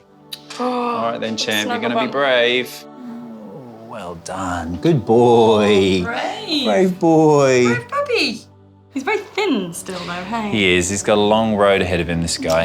Haven't you, hey? It was like the team back together today. Me holding the little fluffy doggy, Scott doing his bit. It was nice to just kind of go, oh yeah, I know how to do this. I can help you out with this one. Okay, who's gonna help me bath him? I Okay, so put your hand out. There we go. Let's put a little bit of shampoo on there. That's it. There you go. And then just give him a little bath. That's it, nice and gentle. So we decided that Bam Bam looked like he needed a bit of a spruce up. So we thought, what nicer thing to do than give him a little bath in the kitchen sink. Okay, and it'll be nice and gentle. Remember, he's a really little doggy. You've got his head all fluffy and frizzy. He's such a nice boy, isn't he, Summer? He's adorable. Bam Bam, he needs to stay nice and clean. Yeah. After your bath, Bam Bam, you're gonna go to bed. For me, life isn't complete unless animals are in it. And as much as we absolutely adore our kids, to have the animals alongside and to see how much the kids love them, for me is the perfect form of family life. There you go. Oh, good drawing, Quinn. All right, let's all go off to bed, shall we? Come on. Come on, go. Bam Bam. Come on, Bam Bam. Yeah, horsey. Yeah. I do really need to get back to the clinic now, but I know that Bam Bam's in really safe hands here at the house. All the injections have been given, and you never know, the little guy, if he plays his cards right, he might even get a lullaby as well. So you better stay warm with Teddy as he tucks you to bed. The kids are completely in love with him, and Scott's going to know he's got a job on his hands to take this dog away. But there is an owner somewhere who's going to want him back. Night night, Bam Bam.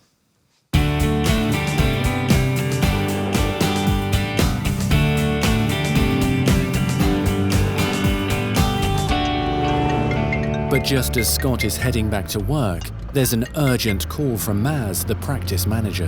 Hello? Hey Scott, it's Maz. Listen, we need you to get back to the clinic as soon as possible, okay? We've got an emergency that's come in. Charlie's been brought in. He's collapsed and barely conscious. Steph and Emma are doing everything they can to keep him stable until you get back, but I really need you here as soon as possible. Okay, no worries. I'll be there as soon as I can. Okay, great. Thanks. Okay, bye. Gee, that doesn't sound good.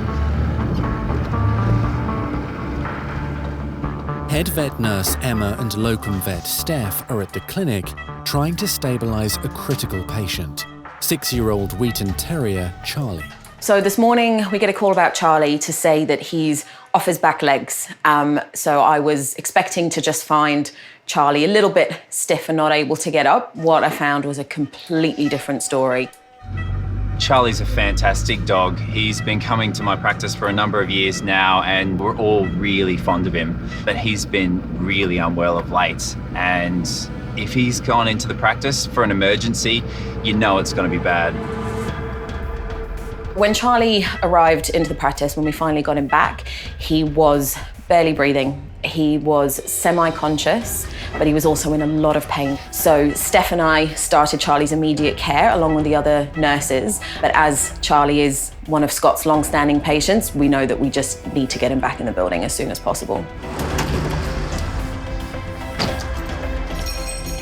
Oh, Hey, Maz. How is he? Hanging in there, but barely. Okay. Right, guys, what have we got? Hi, Scott. Oh, yeah. Okay, so we've got Charlie here. Just like Bam Bam, Charlie's family is also away on holiday. The grandparents called the practice to say the Wheaton Terrier had collapsed. We went to the house to go and see what the situation was. He seems quite painful even now. Yeah. We've given him something for pain. So we've given him some pain relief. We assessed the situation, got him over here because he was collapsed. He was really in a bad way. Dead on the scene when we saw Really? him this morning. Okay.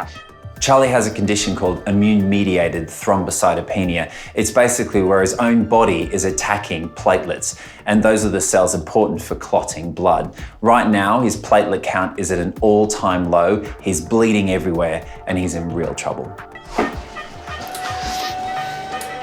We're unsure as to exactly what has caused the body to behave that way, but we have a feeling that he may have a condition called leishmania. Leishmania is a very nasty disease spread by sandflies, particularly in southern Europe. Charlie went on a holiday recently. He must have been bitten when he was away on holiday. He's come back, and this condition is manifested in lots and lots of different ways. His kidneys are affected, his skin's affected, his joints are affected. He is a very, very unwell dog right now. Well, I can see straight away that his gums are exceptionally pale. And the petechial hemorrhaging. You can see he's got some hemorrhages. So we've done some initial blood work.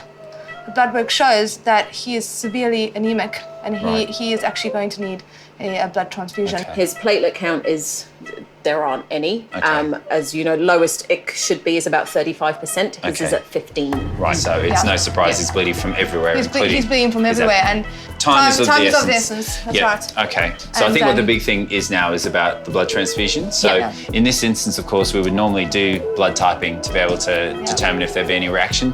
We just don't have time here. So we need quite a bit of blood for Charlie. So as a result, we need quite a large dog to provide it. The only person I can think of that's got a dog of any half decent size is Nathan. Yes. So let's give him a yell Maisie. and pull in Maisie and see if she can donate some blood for little Charlie here. So the main medical issue that Charlie is suffering with is anemia. So he has a low red blood cell count. He's very pale, he's struggling to breathe. So what we're trying to do is to supplement the red blood cells by giving him a blood transfusion. Hello? Hey Nath, it's Maz. Charlie's been rushed in this morning and he's in a really bad way and we need to do a blood transfusion urgently. Is there any way you'd be able to bring Maisie in? Sure, not a problem. I'll be on my way now. Amazing, thank you. It only takes 10 minutes for Nathan to arrive with Maisie. Yeah, all right, you're gonna be a good girl. I know she's just a young girl. Do you reckon she'll stay still for this, or? I don't know. I'm gonna have to think it's a little bit of a struggle, but we'll go. So a bit of sedation is probably the way to go. Yeah, I think so. Okay, hello, baby. It's great that Nathan has allowed us to take the blood from Maisie. She's a big dog, so she can give us the volume that we need, and it's just so important for Charlie that he gets this blood transfusion. It's really the only chance that he's got for survival. Something like that. Hey, yes, I think so.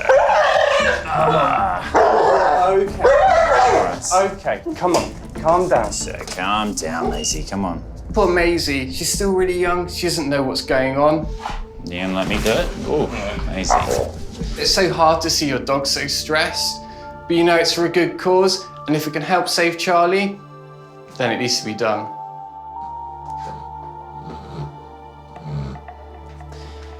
This is coming out very fast, nicely actually. She's obviously got good blood pressure. Nice, big, healthy young dog. Mate, you're a generous soul for doing this, or should I say Maisie's a generous soul for doing this. She might save a life doing this. She's done all the hard work, eh? Charlie has touched the hearts of everyone here at the practice. He is such a beautiful, sweet-natured dog who's really been through hell and back with all the conditions that he's suffered of late. Charlie's owners are some of the best. You know, they really are great people. And like anyone, they deserve a holiday. But right now, they're thousands of miles away trying to make a decision about their dog that they love, who's in our clinic right now fighting for his life. And I'm sure their hearts are breaking. All right, sweetheart. Scott, Charlie's crashing. I need you now. Okay. At the Richmond Practice, Scott's desperately trying to save 6-year-old Charlie. The Wheaton Terrier collapsed earlier today. Her chest is starting to fill with fluid. She's filling with fluid. I mean, she's bleeding out. She's really not looking good. His family is on holiday overseas. Yeah, get the crash box. Charlie's condition means that he has absolutely no platelets, so that means he can't clot blood. He is bleeding from absolutely everywhere. He's in real grave danger, and we need to give him this blood transfusion now. So we just got to go with it. Anything is better than nothing, surely. Okay.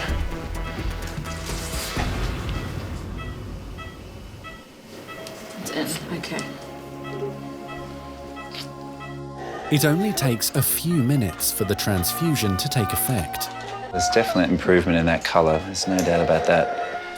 Charlie was starting to deteriorate quite rapidly. His breathing was getting more and more laboured and his colour was getting worse and worse, paler and paler. So thankfully, we've managed to get the blood transfusion into him just in time and he is responding. Mm-hmm. It's just a waiting game now, isn't it, I guess? It's gonna do its job, I hope. Yeah, well, yeah. We just have to give it some time and see if he manages to survive long enough for his red blood cell count to be replenished. But who knows how long. If we can get that up, we may have a chance. We've literally done everything we can do for Charlie now. There's nothing left. All we can do is hope that he makes it through the night. I just have no clue as to where this is going to go. I know.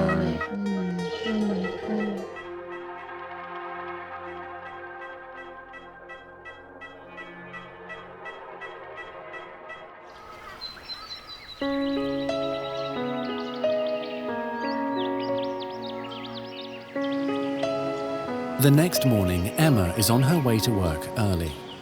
After yesterday's emergency, Scott finally ordered her to go home to get some rest. Now, she has only one question on her mind. Hey. Morning. How is the boy? He didn't make it. Oh, you're kidding. No. Yeah. The news for Charlie isn't good. Sadly, he passed during the night.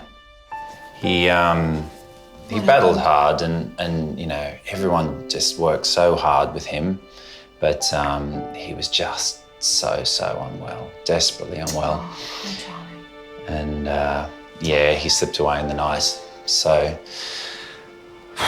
yeah. I'm absolutely heartbroken to hear that Charlie's passed away. Yeah, I don't have many words at the minute.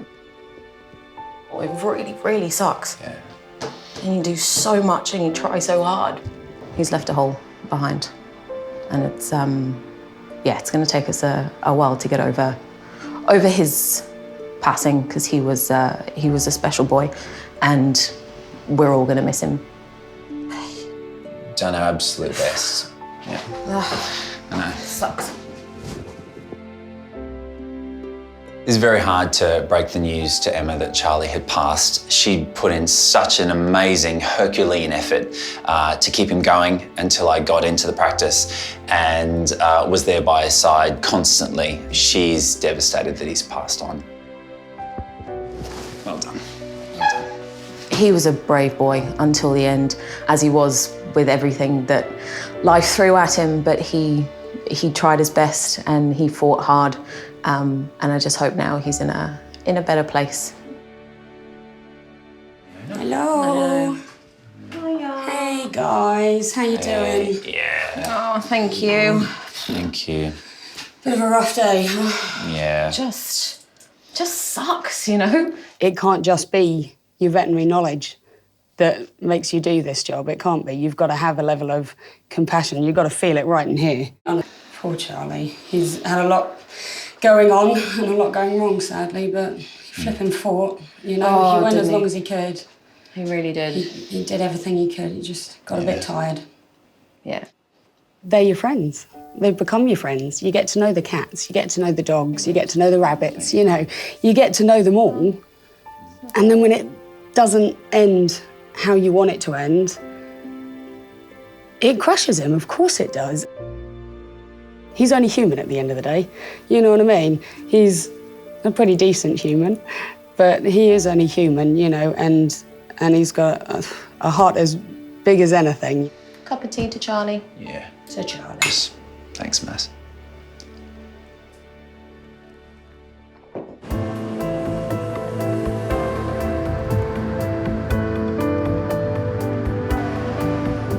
It's always really hard to lose a patient, particularly one that's a firm favourite of the practice like Charlie. But you know what? The job still needs to be done, so you've got to pick yourself up, dust yourself off, and get on with the job. Right, you on best behaviour.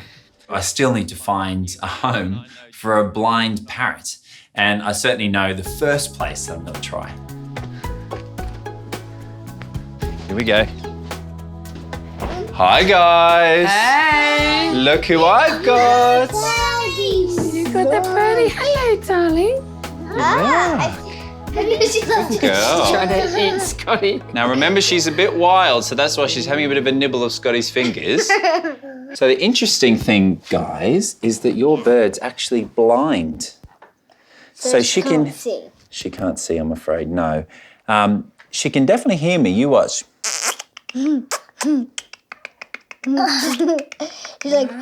She's like, how dare you say that?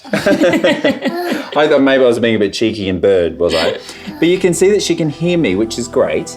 So she hasn't lost all of her senses, but she can't see. I think it was quite sobering for the family to hear that the bird is blind. But it's amazing the amount of pets that we treat that are blind and their families deal with them very well. It's about making sure that their environment doesn't change very much and just understanding the sensibilities of a bird that can't see. Unfortunately, because she's blind, she can't go back to the wild. And also because she really shouldn't be flying around with all of our very important British species, she also can't go back to the wild. So, so kids, would you like a bird? Yeah. Yeah, I think so. What a great idea. Let's keep a bird. Look how excited Mummy is about it. I'm so We excited already Yeah, I have can see. three about birds. That's brilliant. Can we have a chat? Hanging out with Dawny and the kids has really put a ray of sunshine into a fairly dark day. What do you think? And even though I've totally railroaded my sister-in-law, Dawny, into taking the parrot, I know that this is the right home for this gorgeous little bird with very special needs. So what kind of name do you think we could come up with this little girl? Kia. Kia, yeah. Kia. Where did you get that name from? It's a cartoon called Just in Time. Okay. A cute little name, and I always think if you name a pet, you've got to keep it. So it looks like their family's increased by one feathered friend. Hey, Scotty, I have a question. Oh, yes. How long is Kia going to live? 30 years or so. Yeah, cool. Thanks, Scott. I mean that. Thanks. You know. I could really, I can Right, tell. thanks. Yeah, Yeah, yeah. So where is she going to live? That's a really good question. Probably the same question I had to ask myself with the battery hens, the dog, the two cats, and any other of the crazy animals that come passing by my house that have needed somewhere to live. I suspect here, that's where she's gonna live. And I've got another animal in my house. And I should just rename my house the Ark, yes. She's a happy, healthy girl. She just can't see. She can't see how utterly happy you are. I see she's made a few marks on your fingers from her claw. We really, really love her. No, we really, really, really, really, really, really, really love her. Actually, no, we really, really, really, really, really, really, really, really, really love her. That's it. Look how she's listening to you. Yeah? good. Kia's a very lucky bird. The kids are in love with her, and yes, she's a blind bird, but I think given the right care, she's going to be a very happy bird, and seemingly also a happy family. Come on, Trouble. Way, there we go.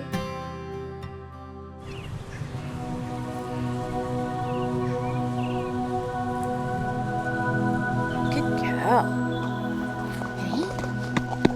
For Emma, the best therapy is the newly arrived V. Good girl. A quiet walk through Richmond Park is helping her come to grips with the loss of Charlie.